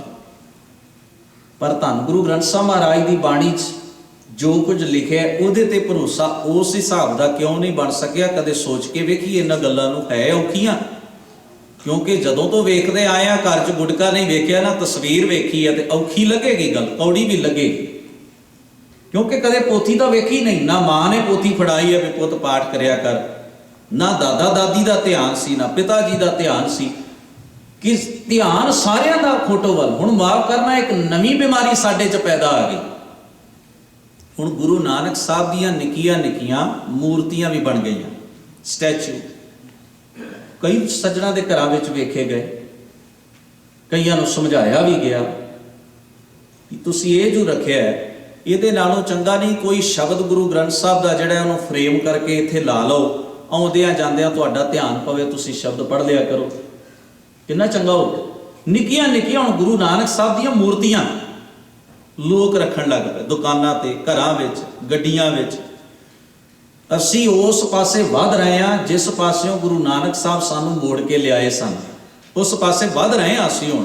ਤੁਸੀਂ ਆਪ ਸੋਚਿਓ ਕਿੱਡਾ ਵੱਡਾ ਹਨੇਰ ਹੈ ਸਾਡੇ ਜੀਵਨ ਅੰਦਰ ਵੀ ਅਸੀਂ ਗੁਰੂ ਗ੍ਰੰਥ ਸਾਹਿਬ ਮਹਾਰਾਜ ਦੀ ਬਾਣੀ ਤੋਂ ਕੀ ਪਾਇਆ, ਕੀ ਸਿੱਖਿਆ। ਉਹ 10 ਕੁ ਮਹੀਨੇ, 10 ਕੁ ਸਾਲ ਸਾਡੇ ਘਰ 'ਚੋਂ ਪਈ ਰਵੇਗੀ ਨਾ, ਸਾਡੇ ਪੁੱਤਰ, ਸਾਡੇ ਪੋਤਰੇ ਗੁਰੂ ਗ੍ਰੰਥ ਸਾਹਿਬ ਮਹਾਰਾਜ ਦੀ ਬਾਣੀ ਦੀ ਲੋੜ ਛੱਡ ਜਾਣਗੇ, ਉਹਨੂੰ ਹਾਰ ਪਾਇਆ ਕਰਨਗੇ, ਉਹਨੂੰ ਭੋਗ ਲੱਗਿਆ ਕਰੇਗਾ ਜਿਵੇਂ ਮੰਦਰਾਂ 'ਚ ਲੱਗਦਾ। ਆਉਣ ਵਾਲੇ 50 ਸਾਲਾਂ ਜੇ ਅੱਜ ਉਸ ਨੂੰ ਨਾ ਅਸੀਂ ਸੰਭਲੇ, ਆਉਣ ਵਾਲੇ 50 ਸਾਲਾਂ 'ਚ ਸਿੱਖ, ਮਾਫ ਕਰਨਾ ਮੈਂ ਸ਼ਬਦ ਵਰਤ ਰਿਹਾ, ਇੱਕ ਦੂਜੇ ਦੀਆਂ ਪੱਗ ਅੱਜ ਵੀ ਲਾਉਂਦੇ ਹੀ ਨੇ ਪਰ ਉਦੋਂ ਜ਼ਿਆਦੀਆਂ ਲੈਣਗੀਆਂ। ਅੱਧੇ ਆਖਣਗੇ ਅਸੀਂ ਗੁਰੂ ਗ੍ਰੰਥ ਸਾਹਿਬ ਰੱਖਣਾ ਹੈ, ਦੂਜੇ ਆਖਣਗੇ ਨਹੀਂ ਅਸੀਂ ਮੂਰਤੀ ਰੱਖਣੀ, ਇਹਨੂੰ ਕੌਣ ਪੜ੍ਹਦਾ ਹੈ? ਇਹ ਤੁਹਾਨੂੰ ਮੁਸ਼ਕਲ ਦਾ ਸਾਹਮਣਾ ਕਰਨਾ ਪਵੇਗਾ, ਕਿਉਂਕਿ ਤੁਸੀਂ ਆਪ ਉਸ ਸਿਚੁਏਸ਼ਨ ਨੂੰ ਅੱਜ ਜਨਮ ਦੇ ਰਹੇ ਆ, ਹਵਾ ਦੇ ਰਹੇ ਆ। 50 ਰੁਪਏ ਖਰਚੇ, 200 ਰੁਪਈਆ ਖਰਚਿਆ ਤਾਂ ਉਹ ਮੂਰਤੀ ਘਰ ਲੈ ਆਂਦੀ, ਸਾਨੂੰ ਲੱਗਿਆ ਐਵੇਂ ਕਾਗਜ਼ ਦੀ ਪੂਜਦੇ ਸਾਂ, ਆ ਤਾਂ ਬੜੀ ਵਧੀਆ ਚਾਂਦੀ ਦੀ ਬਣੀ ਹੈ, ਲੋਹੇ ਦੀ ਬਣੀ ਹੈ, ਹੋਰ ਕਿਸੇ ਧਾਤ ਦੀ। ਉਹ ਸਟੈਚੂ ਲਿਆ ਕੇ ਰੱਖ ਲਿਆ ਗੁਰੂ ਨਾਨਕ ਸਾਹਿਬ ਦਾ। ਹੁਣ ਜਦੋਂ ਉਹਨੂੰ ਪੂਜਣ ਵਾਲਿਆਂ ਦੀ ਗਿਣਤੀ ਵਧਣੀ ਸ਼ੁਰੂ ਹੋਏਗੀ, ਲੋਕ ਸੌਖਾ ਕੰਮ ਭਾਲਣ ਲੱਗ ਪੈਣਗੇ, ਗੁਟਕੇ ਦੀ ਲੋੜ ਮੁੱਕ ਗਈ ਜੀ। ਪੋਥੀ ਕੌਣ ਪੜ੍ਹੇ? ਗੁਰੂ ਗ੍ਰੰਥ ਸਾਹਿਬ ਮਹਾਰਾਜ ਦੀ ਬਾਣੀ ਕੌਣ ਪੜ੍ਹੇ? ਲੋਕ ਕਹਿਣਗੇ ਮੱਥਾ ਹੀ ਟੇਕਣਾ ਹੈ ਗੁਰੂ ਨੂੰ, ਗੁਰੂ ਗ੍ਰੰਥ ਸਾਹਿਬ ਦੀ ਜਗ੍ਹਾ ਤੇ ਮੂਰਤੀ ਰੱਖ ਲਓ, ਕੀ ਫਰਕ ਪੈਂਦਾ? ਮਾਫ ਕਰਨਾ, ਅਸੀਂ ਬਲੇਮ ਕਰਦੇ ਹਾਂ ਕਿ ਦੂਸਰੇ ਸਾਨੂੰ ਉਲਝਾਉਂਦੇ ਹਨ। ਸਾਡੇ ਧਰਮ ਨੂੰ ਬੜਾ ਖਤਰਾ ਹੈ। ਕਿਹਦੇ ਤੋਂ ਖਤਰਾ ਹੈ? ਸਾਡੇ ਤੋਂ। ਸਭ ਤੋਂ ਵੱਧ ਖਤਰਾ ਸਾਡੇ ਕੋਲੋਂ ਹੈ, ਸਿੱਖਾਂ ਕੋਲੋਂ ਸਿੱਖੀ ਨੂੰ। ਕਿਸੇ ਗੈਰ ਸਿੱਖ ਕੋਲੋਂ ਉਹਨਾਂ ਖਤਰਾ ਨਹੀਂ ਹੈ। ਜੇ ਸਿੱਖ ਸਿਆਣਾ ਹੋਵੇ, ਗੁਰੂ ਗ੍ਰੰਥ ਸਾਹਿਬ ਦੀ ਬਾਣੀ ਚੋਂ ਬਚਨ ਪੜੋ, ਹਾਂ ਰੋਜ਼ ਤੁਸੀਂ ਸੋਦਰ ਦਾ ਪਾਠ ਕਰਦੇ ਹੋ, ਨਾ ਉਹ ਮਰੈ ਨਾ ਠਾਗੇ ਜਾਹੇ। ਠੱਗਿਆ ਕੌਣ ਜਾਂਦਾ? ਜਿਹੜਾ ਬੇਵਕੂਫ ਹੁੰਦਾ। ਨਾ ਉਹ ਮਰੈ ਨਾ ਠਾਗੇ ਜਾਹੇ, ਜਿਨ ਕੈ ਰਾਮ ਵਸੈ ਮਨ ਮਾਹੇ। ਗੁਰਦੇਵ ਕਹਿੰਦੇ ਉਹ ਨਾ ਆਤਮਕ ਮੌਤੇ ਮਰਨਾ, ਉਹਦੀ ਜ਼ਮੀਰ ਮਰਦੀ ਹੈ, ਨਾ ਉਹਨੂੰ ਕੋਈ ਠੱਗ ਸਕਦਾ। ਤੇ ਜੇ ਅਸੀਂ ਠੱਗੇ ਜਾ ਰਹੇ ਹਾਂ ਤਾਂ ਹੁਣ ਤੁਸੀਂ ਆਪ ਸੋਚ ਲਓ ਵੀ ਗਲਤੀ ਕਿਹਦੀ ਹੈ? ਗੁਆਂਢੀ ਦੀ ਹੈ, ਦੂਸਰੇ ਧਰਮਾਂ ਵਾਲਿਆਂ ਦੀ ਹੈ, ਸਾਡੀ ਆਪਣੀ ਹੈ। ਵੀ ਉਹ ਤਾਂ ਆਪਣਾ ਕੰਮ ਕਰ ਰਹੇ ਨੇ, ਉਹਨਾਂ ਦਾ ਕੰਮ ਸੀ ਇਹ ਮੂਰਤੀ ਪੂਜਣਾ ਤੇ ਮੂਰਤੀ ਦਾ ਪ੍ਰਚਾਰ ਕਰਨਾ, ਉਹ ਤਾਂ ਆਪਣਾ ਕੰਮ ਕਰ ਰਹੇ ਨੇ। ਤੁਸੀਂ ਕੀਤਾ?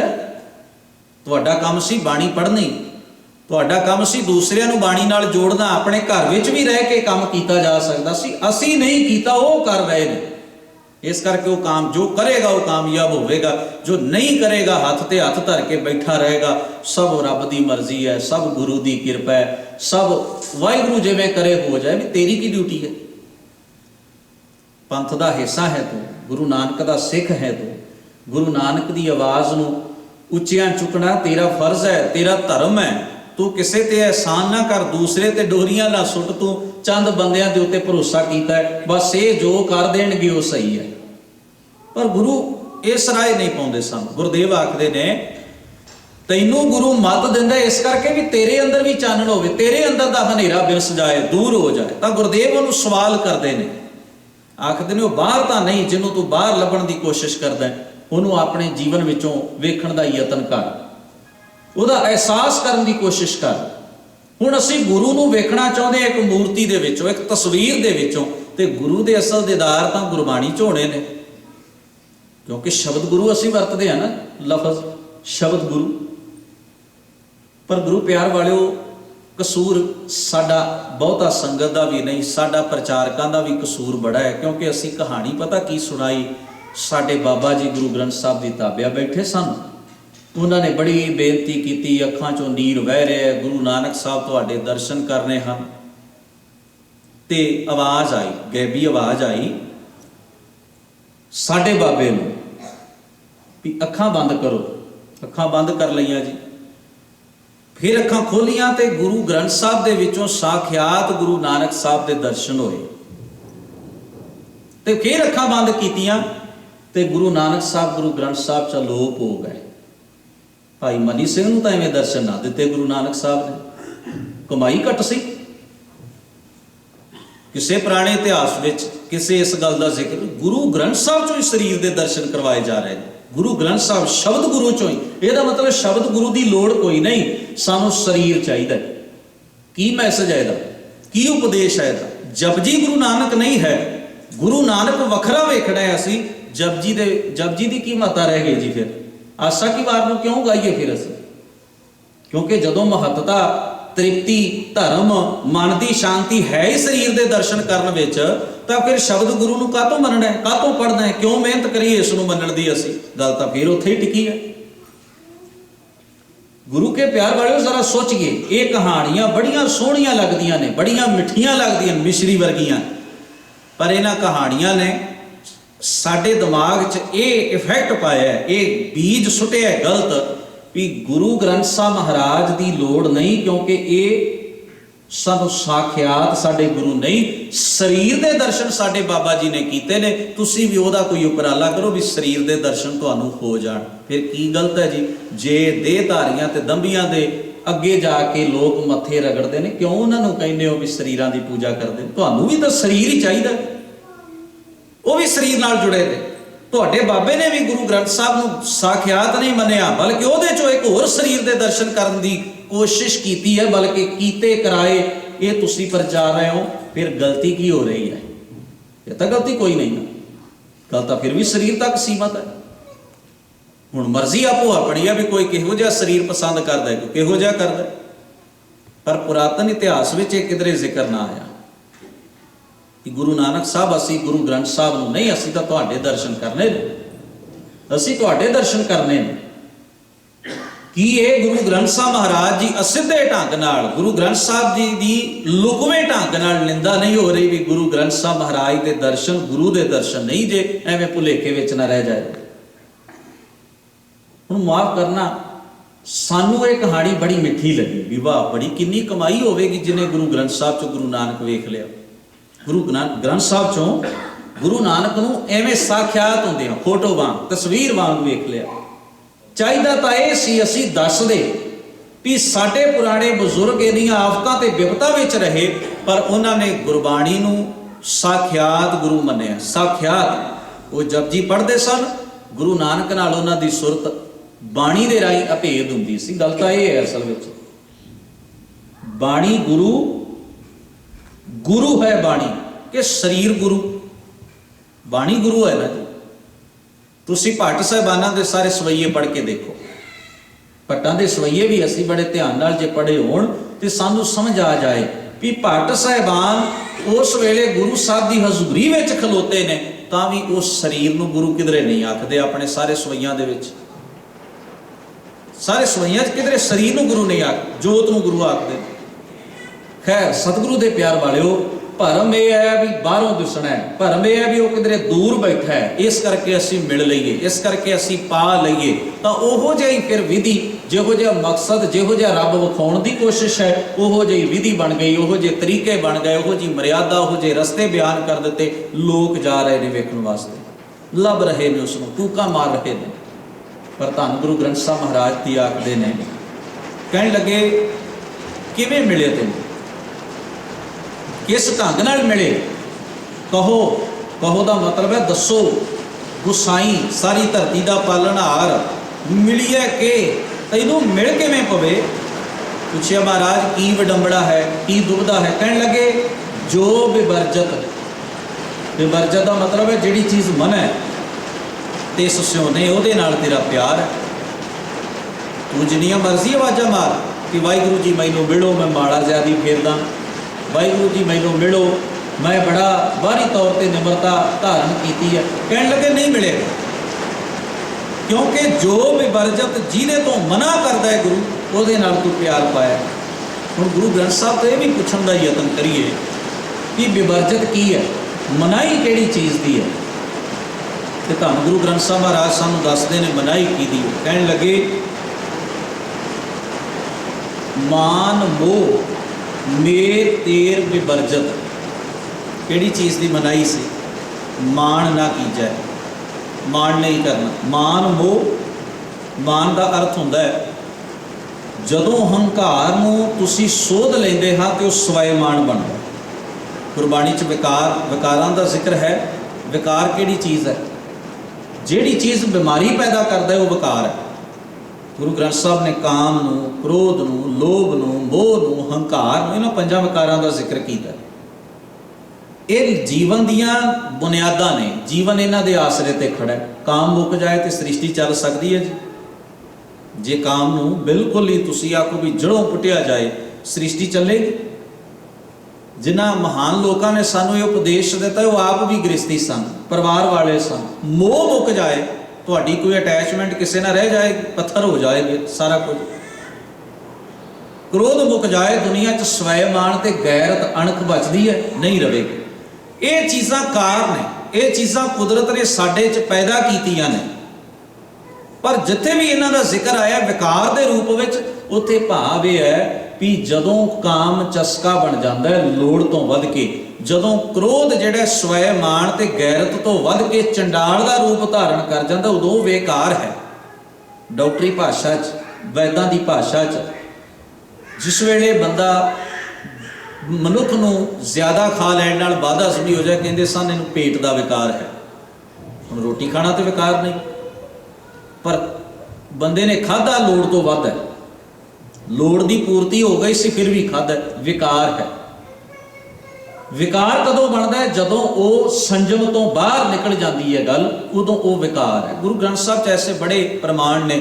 ਜਿਨ ਰਾਚ ਰਚਿਆ ਪੁਰਖ ਵਿਧਾਤੇ ਨਾਲੇ ਹਉਮੈ ਪਾਈ। ਕਹਿੰਦੇ ਹਉਮੈ ਤਾਂ ਉਹਨੇ ਤੇਰੇ ਅੰਦਰ ਪਾਈ ਹੈ, ਤੇਰੀ ਕੀ ਜ਼ਰੂਰਤ ਹੈ ਤੂੰ ਉਹਨੂੰ ਅੰਦਰੋਂ ਕੱਢ ਲੈ? ਹਉਮੈ ਨਹੀਂ ਮਰ ਸਕਦੀ।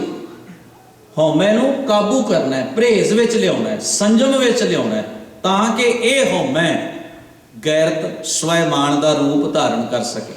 ਜਿਵੇਂ ਜ਼ਹਿਰ ਨੂੰ ਮਾਰ ਕੇ, ਸੰਖੀਏ ਨੂੰ ਮਾਰ ਕੇ ਸਿਆਣਾ ਵੈਦ ਤੇ ਸਿਆਣਾ ਡਾਕਟਰ ਉਹਦੀ ਦਵਾਈ ਤਿਆਰ ਕਰਦਾ ਹੈ ਨਾ ਮਰੀਜ਼ਾਂ ਦਾ ਇਲਾਜ ਕਰਨ ਵਾਸਤੇ, ਇਸੇ ਤਰ੍ਹਾਂ ਵਿਕਾਰ ਨੇ ਤੇਰੇ ਜੀਵਨ ਦੀ ਸਹੂਲਤ ਬਣਨਾ ਹੈ, ਬਿਮਾਰੀ ਨਹੀਂ ਬਣਨਾ। ਜੇ ਧਰਮ ਆ ਗਿਆ ਜੀਵਨ ਅੰਦਰ, ਹੁਣ ਸਾਨੂੰ ਆਖਿਆ ਜਾਂਦਾ ਜੀ ਮੋਹ ਛੱਡ ਦਿਓ ਜੀ। ਮੋਹ ਕਿਵੇਂ ਛੱਡ ਦਿਓ? ਮਹਾਰਾਜ ਤੁਸੀਂ ਛੱਡਿਆ? ਜਿਹੜੇ ਸਾਨੂੰ ਉਪਦੇਸ਼ ਦੇ ਰਹੇ ਨੇ ਮੋਹ ਛੱਡ ਦਿਓ, ਵੀ ਤੁਸੀਂ ਛੱਡਿਆ? ਇਹ ਕੋਈ ਛੱਡਣ ਵਾਲੀ ਚੀਜ਼ ਨਹੀਂ। ਮੋਹ ਨੂੰ ਤੁਸੀਂ ਕਾਬੂ 'ਚ ਲਿਆਉਣਾ। ਮੋਹ ਦਾ ਭਾਵ ਕੀ ਹੈ? ਗੁਰਦੇਵ ਸ਼ਬਦ ਵਰਤ ਰਹੇ ਨਾ, ਮਾਨ ਮੋਹ। ਮਾਨ ਦਾ ਮਤਲਬ ਹੈ ਅਹੰਕਾਰ, ਗਰੂਰ, ਈਗੋ। ਹੰਕਾਰ ਕਰਨਾ ਕਿਸੇ ਵੀ ਚੀਜ਼, ਚਾਹੇ ਉਹ ਰੂਪ ਦਾ, ਚਾਹੇ ਉਹ ਜਵਾਨੀ ਦਾ, ਚਾਹੇ ਉਹ ਦੌਲਤ ਦਾ, ਚਾਹੇ ਉਹ ਪਦਵੀ ਦਾ, ਚਾਹੇ ਉਹ ਕਿਸੇ ਜਾਤ ਪਾਤ ਦਾ, ਚਾਹੇ ਉਹ ਕਿਸੇ ਵੀ ਇਸ ਵਿਦਿਆ ਦਾ। ਕੇਵਲ ਉਸ ਤੱਕ ਸਿਮਟ ਜਾਣਾ, ਦੂਸਰਿਆਂ ਨੂੰ ਨੀਵਾਂ ਵਿਖਾਉਣਾ, ਦੂਸਰਿਆਂ ਦੀ ਜ਼ਿੰਦਗੀ 'ਚ ਦਖਲ ਅੰਦਾਜ਼ੀ ਕਰਨੀ, ਇਹਨੂੰ ਕਹਿੰਦੇ ਹੰਕਾਰ ਕਰ ਰਿਹਾ ਮਨੁੱਖ। ਮੋਹ ਦਾ ਭਾਵ ਕੀ ਹੈ? ਮੋਹ ਦਾ ਭਾਵ ਇਹ ਹੈ, ਵੇਖੋ ਇੱਕ ਮਾਤਾ ਪਿਤਾ ਆਪਣੇ ਬੱਚੇ ਵਾਸਤੇ ਮਿਹਨਤ ਕਰਦੇ ਨੇ, ਚਾਹੁੰਦੇ ਉਹਨੂੰ ਚੰਗਾ ਭਵਿੱਖ ਦਿੱਤਾ ਜਾਏ। ਕਿਉਂ? ਕਿਉਂਕਿ ਉਹਦੇ ਨਾਲ ਪਿਆਰ ਕਰਦੇ ਨੇ, ਉਹਨਾਂ ਦੀ ਉਹਨਾਂ ਨਾਲ ਅਟੈਚਮੈਂਟ ਹੈ, ਇਹ ਉਹਨਾਂ ਦਾ ਅਧਿਕਾਰ ਹੈ। ਧਰਮ ਇਹਦੇ 'ਚ ਦਖਲ ਨਹੀਂ ਦਿੰਦਾ, ਧਰਮ ਇਹਨੂੰ ਗੁਨਾਹ ਵੀ ਨਹੀਂ ਮੰਨਦਾ। ਪਰ ਜੇ ਉਹ ਚਾਹੁਣ ਵੀ ਅਸੀਂ ਆਪਣੇ ਬੱਚੇ ਨੂੰ ਹੀ ਕੇਵਲ ਇਹ ਚੀਜ਼ਾਂ ਦੇਈਏ, ਦੂਸਰਿਆਂ ਦੇ ਬੱਚਿਆਂ ਦਾ ਉਹ ਬੁਰਾ ਸੋਚਣ, ਇਸ ਕਰਕੇ ਵੀ ਸਾਡਾ ਬੱਚਾ ਅੱਗੇ ਲੰਘ ਜਾਏ, ਕਿਸੇ ਹੋਰ ਦਾ ਬੱਚਾ ਅੱਗੇ ਨਾ ਲੰਘ ਸਕੇ, ਇਹ ਮੋਹ ਹੈ। ਸਾਨੂੰ ਗੁਰਬਾਣੀ ਪਰਿਭਾਸ਼ਾ ਦਿੰਦੀ ਹੈ ਇਹਨਾਂ ਚੀਜ਼ਾਂ ਦੀ। ਗੁਰਦੇਵ ਕਹਿੰਦੇ ਮਾਨ ਮੋਹ ਮੇਰ ਤੇਰ। ਮੇਰ ਤੇਰ ਦਾ ਮਤਲਬ ਹੈ ਮੇਰੀ ਤੇਰੀ ਦੀ ਭਾਵਨਾ, ਊਚ ਨੀਚ ਦੀ ਭਾਵਨਾ। ਵਿਵਰਜਿਤ ਕਹਿੰਦੇ ਆ ਵਿਵਰਜਿਤ ਨੇ ਚੀਜ਼ਾਂ। ਹੁਣ ਕਬੀਰ ਸਾਹਿਬ ਦਾ ਇੱਕ ਵਚਨ ਪੜ੍ਹ ਲਈਏ। ਪਰ ਗੁਰੂ ਅਰਜਨ ਸਾਹਿਬ ਦੀ ਇਹ ਪੰਕਤੀ ਹੈ, ਉਹ ਕਹਿੰਦੇ ਨੇ ਇਹ ਮਾਰਗ ਖੰਡੇ ਔਖਾ ਹੁੰਦਾ ਇਹ ਕੰਮ, ਵੀ ਬੰਦਾ ਫੂੰ ਫਾਂ ਨਾ ਵਿਖਾਏ ਦੁਨੀਆ 'ਚ ਤੇ ਬੰਦੇ ਨੂੰ ਲੱਗਦਾ ਮੈਨੂੰ ਕੋਈ ਜਾਣਦਾ ਹੀ ਨਹੀਂ। ਐਸਾ ਹੁੰਦਾ ਹੈ ਮਨੁੱਖ ਦੇ ਅੰਦਰ ਵੀ ਆਪਣਾ ਆਪਣਾ ਵਿਖਾ ਲਵਾਂ ਤੇ ਮੈਨੂੰ ਕੌਣ ਜਾਣੇ। ਗੁਰਦੇਵ ਜੀ ਆਖਦੇ ਬੜਾ ਔਖਾ ਕੰਮ ਹੈ ਇਹਨੂੰ ਛੱਡਣਾ, ਬੜਾ ਔਖਾ ਕੰਮ ਹੈ ਵੀ ਬੰਦਾ ਆਪਣਾ ਹੰਕਾਰ ਛੱਡ ਦੇਵੇ, ਆਪਣੇ ਆਪ ਨੂੰ ਨਾ ਹਰ ਜਗ੍ਹਾ ਤੇ ਵਿਖਾਵੇ। ਬੰਦਾ ਐਸੀ ਗਲਤ ਧਾਰਨਾ ਛੱਡਦਾ ਵੀ ਕੇਵਲ ਮੇਰਾ ਹੀ ਭਲਾ ਹੋਵੇ, ਕੇਵਲ ਮੇਰੇ ਬੱਚਿਆਂ ਦਾ ਭਲਾ ਹੋਵੇ, ਕੇਵਲ ਮੇਰੇ ਪਰਿਵਾਰ ਦਾ ਭਲਾ ਹੋਵੇ। ਬੰਦਾ ਤਿਆਗ ਭੁੱਲ ਜਾਂਦਾ ਹੈ, ਸੇਵਾ ਭੁੱਲ ਜਾਂਦਾ ਹੈ। ਭਾਂਡੇ ਜ਼ਰੂਰ ਮਾਂਜਦਾ ਹੈ ਪਰ ਅੰਦਰ ਸੇਵਾ ਨਹੀਂ ਹੁੰਦੀ। ਅੰਦਰ ਤਾਂ ਸੇਵਾ ਤਾਂ ਹੋਵੇ ਤੇ ਜੇ ਤੂੰ ਦੂਸਰਿਆਂ ਲਈ ਵੀ ਕੁਝ ਤਿਆਗ ਕਰ ਸਕੇ। ਗੁਰਦੇਵ ਜੀ ਆਖਦੇ ਨੇ ਇਹ ਔਖਾ ਹੈ ਮਾਨ ਮੋਹ ਛੱਡਣਾ, ਮੇਰ ਤੇਰ ਛੱਡਣੀ। ਪ੍ਰਾਨੀ ਕਿਆ ਮੇਰਾ ਕਿਆ ਤੇਰਾ, ਕਿਉਂਕਿ ਬੰਦਾ ਜਿਉਂ ਹੀ ਮੇਰ ਤੇਰ ਤੇ ਰਿਹਾ। ਹੁਣ ਗੁਰਦੇਵ ਕਹਿੰਦੇ ਇਹ ਮਾਰਗ ਖੰਡੇ ਧਾਰ, ਇਹ ਖੰਡੇ ਦੀ ਤਿੱਖੀ ਧਾਰ ਦੇ ਤੁਰਨ ਵਰਗਾ ਔਖਾ ਮਾਰਗ ਹੈ। ਔਖਾ ਮਾਰਗ ਹੈ, ਕਠਨ ਹੈ, ਕਿਉਂਕਿ ਸੁਭਾਅ ਨੂੰ ਤਬਦੀਲ ਕਰਨਾ ਪੈਂਦਾ, ਕਰਮ ਨੂੰ ਤਬਦੀਲ ਕਰਨਾ ਪੈਂਦਾ। ਤੇ ਭਗਤ ਕਬੀਰ ਸਾਹਿਬ ਜੀ ਦਾ ਤੁਸੀਂ ਬਚਨ ਪੜੋ, ਉਹ ਲਿਖਦੇ ਨੇ ਉਸਤਤ ਨਿੰਦਾ ਦੋ ਵਿਵਰਜਤ ਤਾਂ ਜੋ ਮਾਨ ਅਭਿਮਾਨ। ਉਹ ਵੀ ਵਿਵਰਜਿਤ ਚੀਜ਼ਾਂ ਦੀ ਵਿਆਖਿਆ ਕਰਦੇ ਨੇ। ਉਸਤਤ ਵਿਵਰਜਤ ਹੈ ਕਹਿੰਦੇ ਨੇ, ਨਿੰਦਾ ਵੀ ਵਿਵਰਜਤ ਹੈ। ਉਸਤਤ ਕੀ ਹੈ ਤੇ ਨਿੰਦਾ ਕੀ ਹੈ ਸਮਝਣਾ ਪਵੇਗਾ। ਕਿਸੇ ਮਨੁੱਖ ਨੇ, ਕਿਸੇ ਬੱਚੇ ਨੇ ਕੋਈ ਬਹੁਤ ਮਿਹਨਤ ਕੀਤੀ ਹੈ, ਉਹ ਟੌਪ ਤੇ ਆਇਆ, ਬੜੀ ਮਿਹਨਤ ਨਾਲ ਉਹਨੇ ਕੋਈ ਪਦਵੀ ਹਾਸਲ ਕੀਤੀ ਹੈ। ਕੀ ਤੁਸੀਂ ਨਹੀਂ ਆਖੋਗੇ ਕਿ ਬੱਚਾ ਬੜਾ ਲਾਇਕ ਹੈ, ਸਿਆਣਾ ਹੈ? ਗੁਰਮਤਿ ਮਨਾ ਕਰਦੀ ਇਸ ਗੱਲ ਤੋਂ? ਨਹੀਂ ਕਰਦੀ। ਉਸਤਤ ਕੀ ਹੈ? ਦੂਸਰੇ ਦਾ ਬੱਚਾ ਬੜਾ ਲਾਇਕ ਹੈ, ਬੜਾ ਲਾਇਕ ਹੈ, ਬੜਾ ਸਿਆਣਾ ਹੈ, ਪਰ ਸਾਡਾ ਮਨ ਰਾਜੀ ਨਹੀਂ। ਕਾਹਤੋਂ ਸਿਆਣਾ ਹੈ? ਸਾਡਾ ਬੱਚਾ ਇੰਨਾ ਸਿਆਣਾ ਚਾਹੀਦਾ ਸੀ। ਇਹ ਵੀ ਭਾਵਨਾ ਮਾੜੀ ਨਹੀਂ। ਅਸੀਂ ਜਾਣਦੇ ਹਾਂ ਕਿ ਸਾਡਾ ਬੱਚਾ ਗਲਤੀ ਕਰਦਾ ਹੈ, ਅਸੀਂ ਦੂਸਰੇ ਦੇ ਬੱਚੇ ਨੂੰ ਹੌਸਲਾ ਦੇਣ ਦੀ ਬਜਾਏ ਆਪਣੀਆਂ ਗਲਤੀਆਂ ਨੂੰ ਵੀ ਸਹੀ ਕਹਿ ਰਹੇ ਹਾਂ। ਝੂਠ ਨੂੰ ਸੱਚ ਕਹਿਣਾ ਇਹ ਹੈ ਉਸਤਤ ਕਰਨੀ। ਝੂਠ ਨੂੰ ਸੱਚ, ਇੱਥੇ ਇਸ ਉਸਤਤ ਦੀ ਗੱਲ ਹੋ ਰਹੀ ਹੈ, ਚੰਗਿਆਈ ਨੂੰ ਵਡਿਆਉਣ ਦੀ ਗੱਲ ਨਹੀਂ ਹੋ ਰਹੀ। ਆਪਣੇ ਆਪ ਨੂੰ ਵਡਿਆਈ ਜਾਂਦਾ ਬੰਦਾ, ਦੂਸਰੇ ਦੇ ਗੁਣ ਨਹੀਂ ਵੇਖਦਾ, ਆਪਣੇ ਔਗਣਾਂ ਨੂੰ ਵੀ ਗੁਣ ਬਣਾ ਕੇ ਦੱਸਦਾ, ਆਪਣੇ ਔਗਣਾਂ ਨੂੰ। ਉਹਨੂੰ ਉਸਤਤ ਆਖਿਆ। ਨਿੰਦਾ, ਜਦੋਂ ਉਸਤਤ ਨਿੰਦਾ ਦੋਵੇਂ ਸ਼ਬਦ ਇਕੱਠੇ ਆਉਂਦੇ ਨੇ ਗੁਰੂ ਗ੍ਰੰਥ ਸਾਹਿਬ 'ਚ, ਭਾਈ ਕਾਹਨ ਸਿੰਘ ਨਾਭਾ ਦਾ ਗੁਰਮਤਿ ਮਾਰਤੰਡ ਪੜ੍ਹੀ, ਉਹ ਲਿਖਦੇ ਨੇ ਜਦੋਂ ਉਸਤਤ ਤੇ ਨਿੰਦਾ ਦੋਵੇਂ ਸ਼ਬਦ ਇਕੱਠੇ ਆ ਜਾਣ ਉਦੋਂ ਉਸਤਤ ਦੇ ਅਰਥ ਬਦਲ ਜਾਂਦੇ ਨੇ। ਕਿਉਂ ਬਦਲ ਜਾਂਦੇ? ਕਿਉਂਕਿ ਨਿੰਦਾ ਸ਼ਬਦ ਅੱਗੇ ਆ ਗਿਆ, ਉਹਦੇ ਅਰਥ ਕਰਦਾ। ਨਿੰਦਾ ਦਾ ਭਾਵ ਕੀ ਹੈ? ਨਿੰਦਾ ਦਾ ਭਾਵ ਇਹ ਨਹੀਂ, ਮੰਨ ਲਓ ਕੋਈ ਗਲਤੀ ਕਰ। ਹੁਣ ਅੱਜ ਅਸੀਂ ਇਹ ਨਾ ਆਖੀਏ ਵੀ ਔਰੰਗਜ਼ੇਬ ਨੇ ਗਲਤ ਕੀਤਾ, ਕੱਲ ਨੂੰ ਸਾਨੂੰ ਕਿਹਾ ਜਾ ਸਕਦਾ ਤੁਸੀਂ ਤਾਂ ਨਿੰਦਾ ਕਰਦੇ ਹੋ। ਗੁਰੂ ਗ੍ਰੰਥ ਸਾਹਿਬ ਕਹਿੰਦੇ ਨਿੰਦਾ ਨਹੀਂ ਕਰਨੀ। ਪਰ ਅਸੀਂ ਰੋਜ਼ ਹੀ ਇਹ ਜ਼ਿਕਰ ਕਰਦੇ ਹਾਂ ਵੀ ਔਰੰਗਜ਼ੇਬ ਨੇ ਜ਼ੁਲਮ ਕੀਤਾ ਹੈ, ਅਤਿਆਚਾਰ ਕੀਤਾ ਹੈ, ਪਾਪ ਕੀਤਾ। ਕਿ ਚੋਰ ਨੂੰ ਚੋਰ ਨਾ ਆਖਿਆ ਜਾਏ, ਡਕੈਤ ਨੂੰ ਡਕੈਤ ਨਾ ਆਖਿਆ ਜਾਏ? ਇਹ ਨਿੰਦਾ ਹੈ? ਨਹੀਂ। ਨਿੰਦਾ ਕੀ ਹੈ? ਕਿਸੇ ਮਨੁੱਖ ਦੀ ਚੰਗਿਆਈ ਨੂੰ ਬੁਰਾਈ ਬਣਾ ਕੇ ਪੇਸ਼ ਕਰ ਦੇਣਾ, ਇਹ ਨਿੰਦਾ ਹੈ। ਤੁਸੀਂ ਜਦੋਂ ਫੁੱਲ ਨੂੰ ਕੰਡਾ ਆਖਦੇ ਹੋ ਤਾਂ ਇਹ ਉਹਦੀ ਨਿੰਦਾ ਹੈ, ਤੇ ਜਦੋਂ ਤੁਸੀਂ ਕੰਡੇ ਨੂੰ ਫੁੱਲ ਆਖਦੇ ਹੋ ਇਹ ਚਾਪਲੂਸੀ ਹੈ, ਇਹ ਖੁਸ਼ਾਮਦ ਹੈ। ਨਿੰਦਾ ਦਾ ਅਰਥ ਅਸੀਂ ਸਮਝਣਾ। ਬੜਾ ਪਿਆਰਾ ਸ਼ਬਦ ਪੜ੍ਹਿਆ ਜਾ ਰਿਹਾ ਸੀ ਕੀਰਤਨ ਦੇ ਰੂਪ ਵਿੱਚ, ਨਿੰਦੋ ਨਿੰਦੋ ਮੋਕੋ ਲੋਗ ਨਿੰਦੋ, ਨਿੰਦਾ ਜਨ ਕੋ ਖਰੀ ਪਿਆਰੀ, ਨਿੰਦਾ ਬਾਪ ਨਿੰਦਾ ਮਹਤਾਰੀ, ਨਿੰਦਾ ਕਰੇ ਸੋ ਹਮਰਾ ਮੀਤ, ਨਿੰਦਕ ਮਾਏ ਹਮਾਰਾ ਚੀਤ, ਨਿੰਦਕ ਹਮਰੇ ਕਪਰੇ ਤੋਏ। ਉਹਦੇ ਜ਼ਿਕਰ ਹੈ ਨਾ, ਨਿੰਦਕ ਹਮਰਾ ਜੀਵਨ ਲੋਰ ਹੈ। ਇਹ ਸਾਰੀਆਂ ਗੱਲਾਂ ਜਿਹੜੀਆਂ ਨੇ ਅਸੀਂ ਅਕਸਰ ਇੱਕ ਸ਼ਬਦ ਵਰਤਣ ਲੱਗ ਪਏ ਆ, ਵੇਖੋ ਜੀ ਕੋਈ ਇਹੋ ਜਿਹੀ ਗੱਲ ਨਾ ਕਰਿਓ, ਬਾਣੀ ਦੀ ਗੱਲ ਕਰਿਓ, ਐਵੇਂ ਨਿੰਦਾ ਨਹੀਂ ਕਰਨੀ। ਮੈਨੂੰ ਹੈਰਾਨੀ ਹੁੰਦੀ ਹੈ, ਗੁਰੂ ਗ੍ਰੰਥ ਸਾਹਿਬ ਮਹਾਰਾਜ ਦੀ ਵਿਰੋਧਤਾ ਹੋ ਰਹੀ ਹੋਵੇ ਬਾਣੀ ਦੇ ਸਿਧਾਂਤਕ ਰੂਪ ਵਿੱਚ, ਤੇ ਤੁਸੀਂ ਅੱਖਾਂ ਬੰਦ ਕਰ ਲਓ, ਤੇ ਜੇ ਕਬੂਤਰ ਅੱਖਾਂ ਬੰਦ ਕਰ ਲਵੇ ਤੇ ਬਿੱਲੀ ਦਾ ਖਤਰਾ ਨਹੀਂ ਟਲ ਜਾਂਦਾ। ਜੇ ਕਬੂਤਰ ਆ ਕੇ ਨਾ ਵੀ ਮੈਂ ਹੁਣ ਅੱਖਾਂ ਬੰਦ ਕਰ ਲਵਾਂ, ਤੇ ਇਹਦੇ ਨਾਲ ਬਿੱਲੀ ਨੂੰ ਕੀ ਲੈਣ ਦੇਣਾ? ਉਹਦੇ ਲਈ ਤਾਂ ਕੰਮ ਹੋਰ ਸੌਖਾ ਹੈ ਵੀ ਨਾ ਇਹ ਮੈਨੂੰ ਵੇਖੇ, ਨਾ ਮੇਰੀ ਹਰਕਤ ਨੂੰ ਧਿਆਨ ਵਿੱਚ ਰੱਖੇ, ਮੇਰਾ ਸ਼ਿਕਾਰ ਸੌਖਾ ਹੋ ਜਾਏ। ਇਹ ਤਾਂ ਬੇਵਕੂਫੀ ਹੈ, ਇਹ ਕੋਈ ਭਲਵਾਨਸੀ ਨਹੀਂ, ਬੇਵਕੂਫੀ ਹੈ ਧਿਆਨ ਦੇਣਾ, ਇਹ ਕੋਈ ਇਮਾਨਦਾਰੀ ਨਹੀਂ ਹੈ। ਫਿਰ ਗੁਰੂ ਗ੍ਰੰਥ ਸਾਹਿਬ ਦੀ ਬਾਣੀ ਨੇ ਕਾਦੀ ਕੂੜ ਬੋਲ ਮਲ ਖਾਏ, ਬ੍ਰਾਹਮਣ ਨਹਾਵੇ ਜੀਆਂ ਕਾਏ, ਜੋਗੀ ਜੁਗਤ ਨਾ ਜਾਣਿਆ। ਦੱਸੋ ਫਿਰ ਕੀ ਗੁਰੂ ਸਾਹਿਬ ਜੀ ਨੇ ਨਿੰਦਾ ਕੀਤੀ? ਨਹੀਂ, ਗੁਰੂ ਸਾਹਿਬ ਜੀ ਨੇ ਸੱਚ ਆਖਿਆ, ਸੱਚ ਆਖਿਆ। ਔਰ ਜਦੋਂ ਅਸੀਂ ਕਮਜ਼ੋਰ ਹੁੰਨੇ ਆ ਤਾਂ ਉਸ ਵੇਲੇ ਅਸੀਂ ਕਹਿਣਾ ਨਹੀਂ ਚਾਹੁੰਦੇ ਹੁੰਦੇ, ਇਸ ਕਰਕੇ ਅਸੀਂ ਸੌਖਾ ਸ਼ਬਦ ਵਰਤ ਲੈਨੇ ਅਗਲੇ ਨੂੰ ਭਰਮਾਉਣ ਵੀ ਅਸੀਂ ਨਿੰਦਾ ਨਹੀਂ ਜੀ ਕਰਦੇ। ਅਸਲ 'ਚ ਕਮਜ਼ੋਰੀ ਨੂੰ ਅਸੀਂ ਦੱਸ ਰਹੇ ਹਾਂ ਵੀ ਅਸੀਂ ਬੜੇ ਭਗਤ ਹਾਂ। ਅਸੀਂ ਆਪਣੀ ਕਮਜ਼ੋਰੀ ਨੂੰ ਭਗਤੀ ਬਣਾ ਕੇ ਪੇਸ਼ ਕਰਦੇ ਹਾਂ, ਗੁਰਮੁਖਤਾਈ ਬਣਾ ਕੇ ਪੇਸ਼ ਕਰਦੇ ਹਾਂ। ਇਹ ਚਤੁਰਾਈ ਹੈ, ਇਹ ਚਤੁਰਾਈ ਗੁਰੂ ਨੂੰ ਨਹੀਂ ਪਾਉਂਦੀ। ਸਹਿ ਸਿਆਣਪਾਂ ਲੱਖ ਹੋਏ, ਇਹ ਸਿਆਣਪਾਂ ਇਹ ਚਤੁਰਾਈਆਂ ਗੁਰੂ ਆਖਦਾ ਤੂੰ ਮੇਰੇ ਨਾਲ ਨਾ ਕਰ। ਦੁਨੀਆ ਭਰਮਾਈ ਜਾ ਸਕਦੀ ਹੈ, ਇਹਦੇ ਨਾਲ ਰੱਬ ਨਹੀਂ ਭਰਮਾਇਆ ਜਾ ਸਕਦਾ। ਇਹ ਹੈ ਚਤੁਰਾਈ।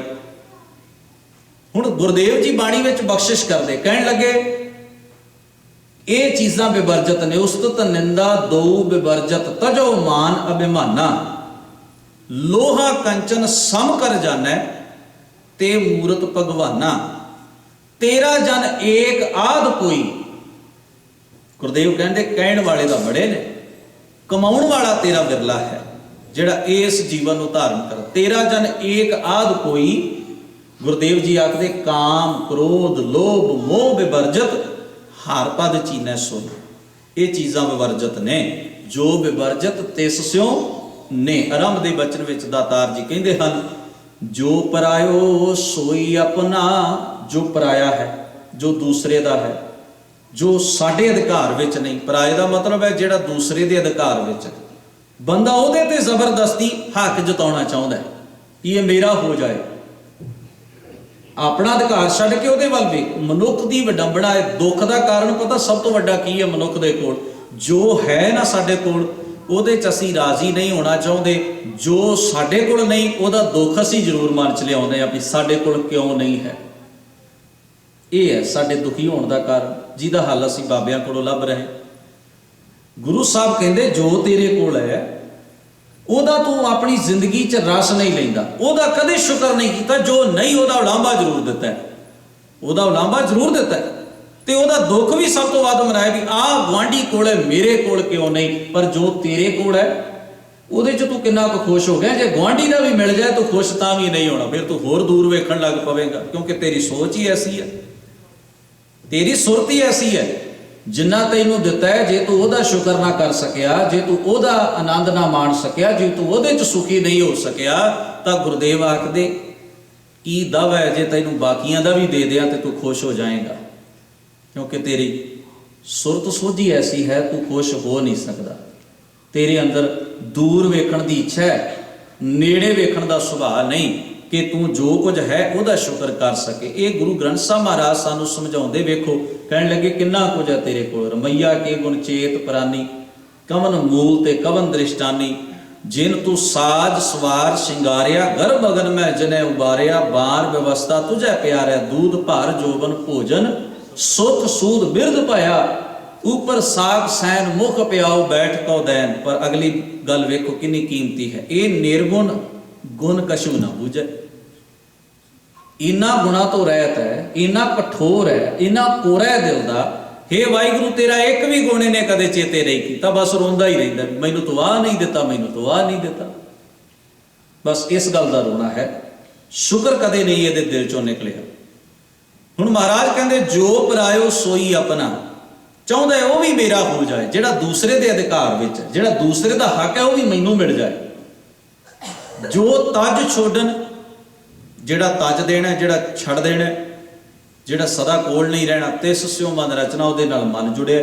ਇਹ ਨਹੀਂ ਵੇਖਦਾ ਵੀ ਪਹਿਲੇ ਵੀ ਛੱਡ ਗਏ, ਸਾਰੇ ਛੱਡ ਰਹੇ ਨੇ, पर इनू इस सिद्धांत रब की सच्चाई नाल कोई मतलब नहीं चाहता, बस मैं नहीं जी छड्डना रब की गल, रब का सिद्धांत जो मर्जी होए, कुदरत का हुक्म जो मर्जी होए, मैं नहीं छड्डना, बस मैनू कल्ले नू रब माफ कर दे भी ये तू रख ले।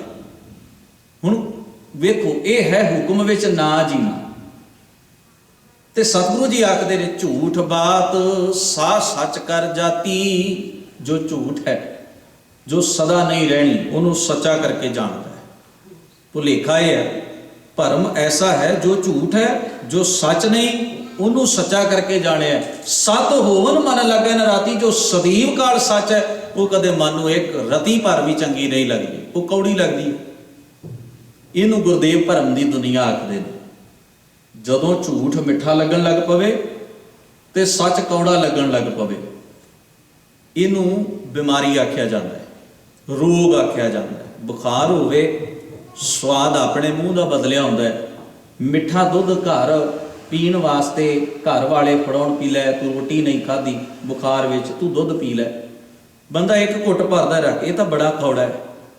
वो आखते हैं भी दुध भी मिठा है, असी विच खंड भी पाई है, दुध सारे परिवार ने पीता है, दुध तो मिठा है, कहता नहीं कौड़ा। हुण दुध कौड़ा नहीं हुंदा, कौड़ा अपने बीमारी के कारण अपने मूँह का स्वाद बदल गया हुंदा है। इस करके दोष किहदे च कढ़दा है बंदा भी दुध कौड़ा है। ये नहीं कहता भी मेरे मूँह का स्वाद बदलिया, कहता दुध कौड़ा है। असी आखदे हां गुरमत बड़ी कौड़ी है, बड़ी औखी है, पर असी ये नहीं समझते भी बीमार तो असी हाँ, गुरमत तो मिठी है, पर बीमारां नूं वो गुरमत कौड़ी लगती है, क्योंकि साडे टेस्ट बदले हुए हैं। साडा टेस्ट है एवें चिड़ियां कावां दीयां कहानियां गुरुद्वारियां च सुनी जानियां ते सिर मार मार के वाहिगुरू वाहिगुरू करी जाना भी वाह वाह किड्डी वड्डी गल सानूं दसी है भी असीं तां कदे चिड़ी दा नां ही नहीं सी सुनिया। ये साडा सुभाਅ है।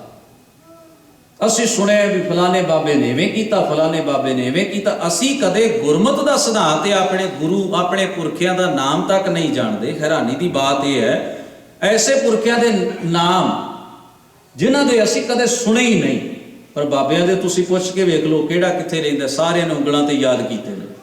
हुण गुरमत कौड़ी लगनी है जी।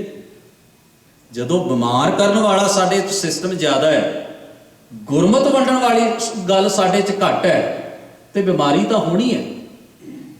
इस करके धन गुरु ग्रंथ साहब महाराज कहते इनू आख्या जाता है भरम का जीवन, भरमिया होया भटकिया होया जीवन, जिथे झूठ सच वांगू लगता है तो सच झूठ प्रतीत होता है भी ये तो एवें गल है, झूठी है, ये कोई सच्चाई नहीं।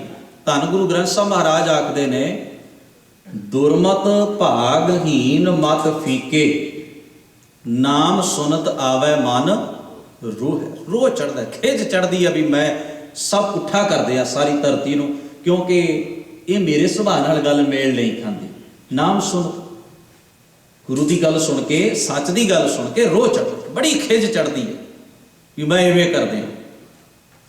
तो धन गुरु ग्रंथ साहब महाराज कहते ये बीमारी है, क्योंकि दुरमत भैड़ी मत है, भागहीन मत फीके उल्टी सोच है, ते मत फिकी है, इस करके रोह चढ़ता है।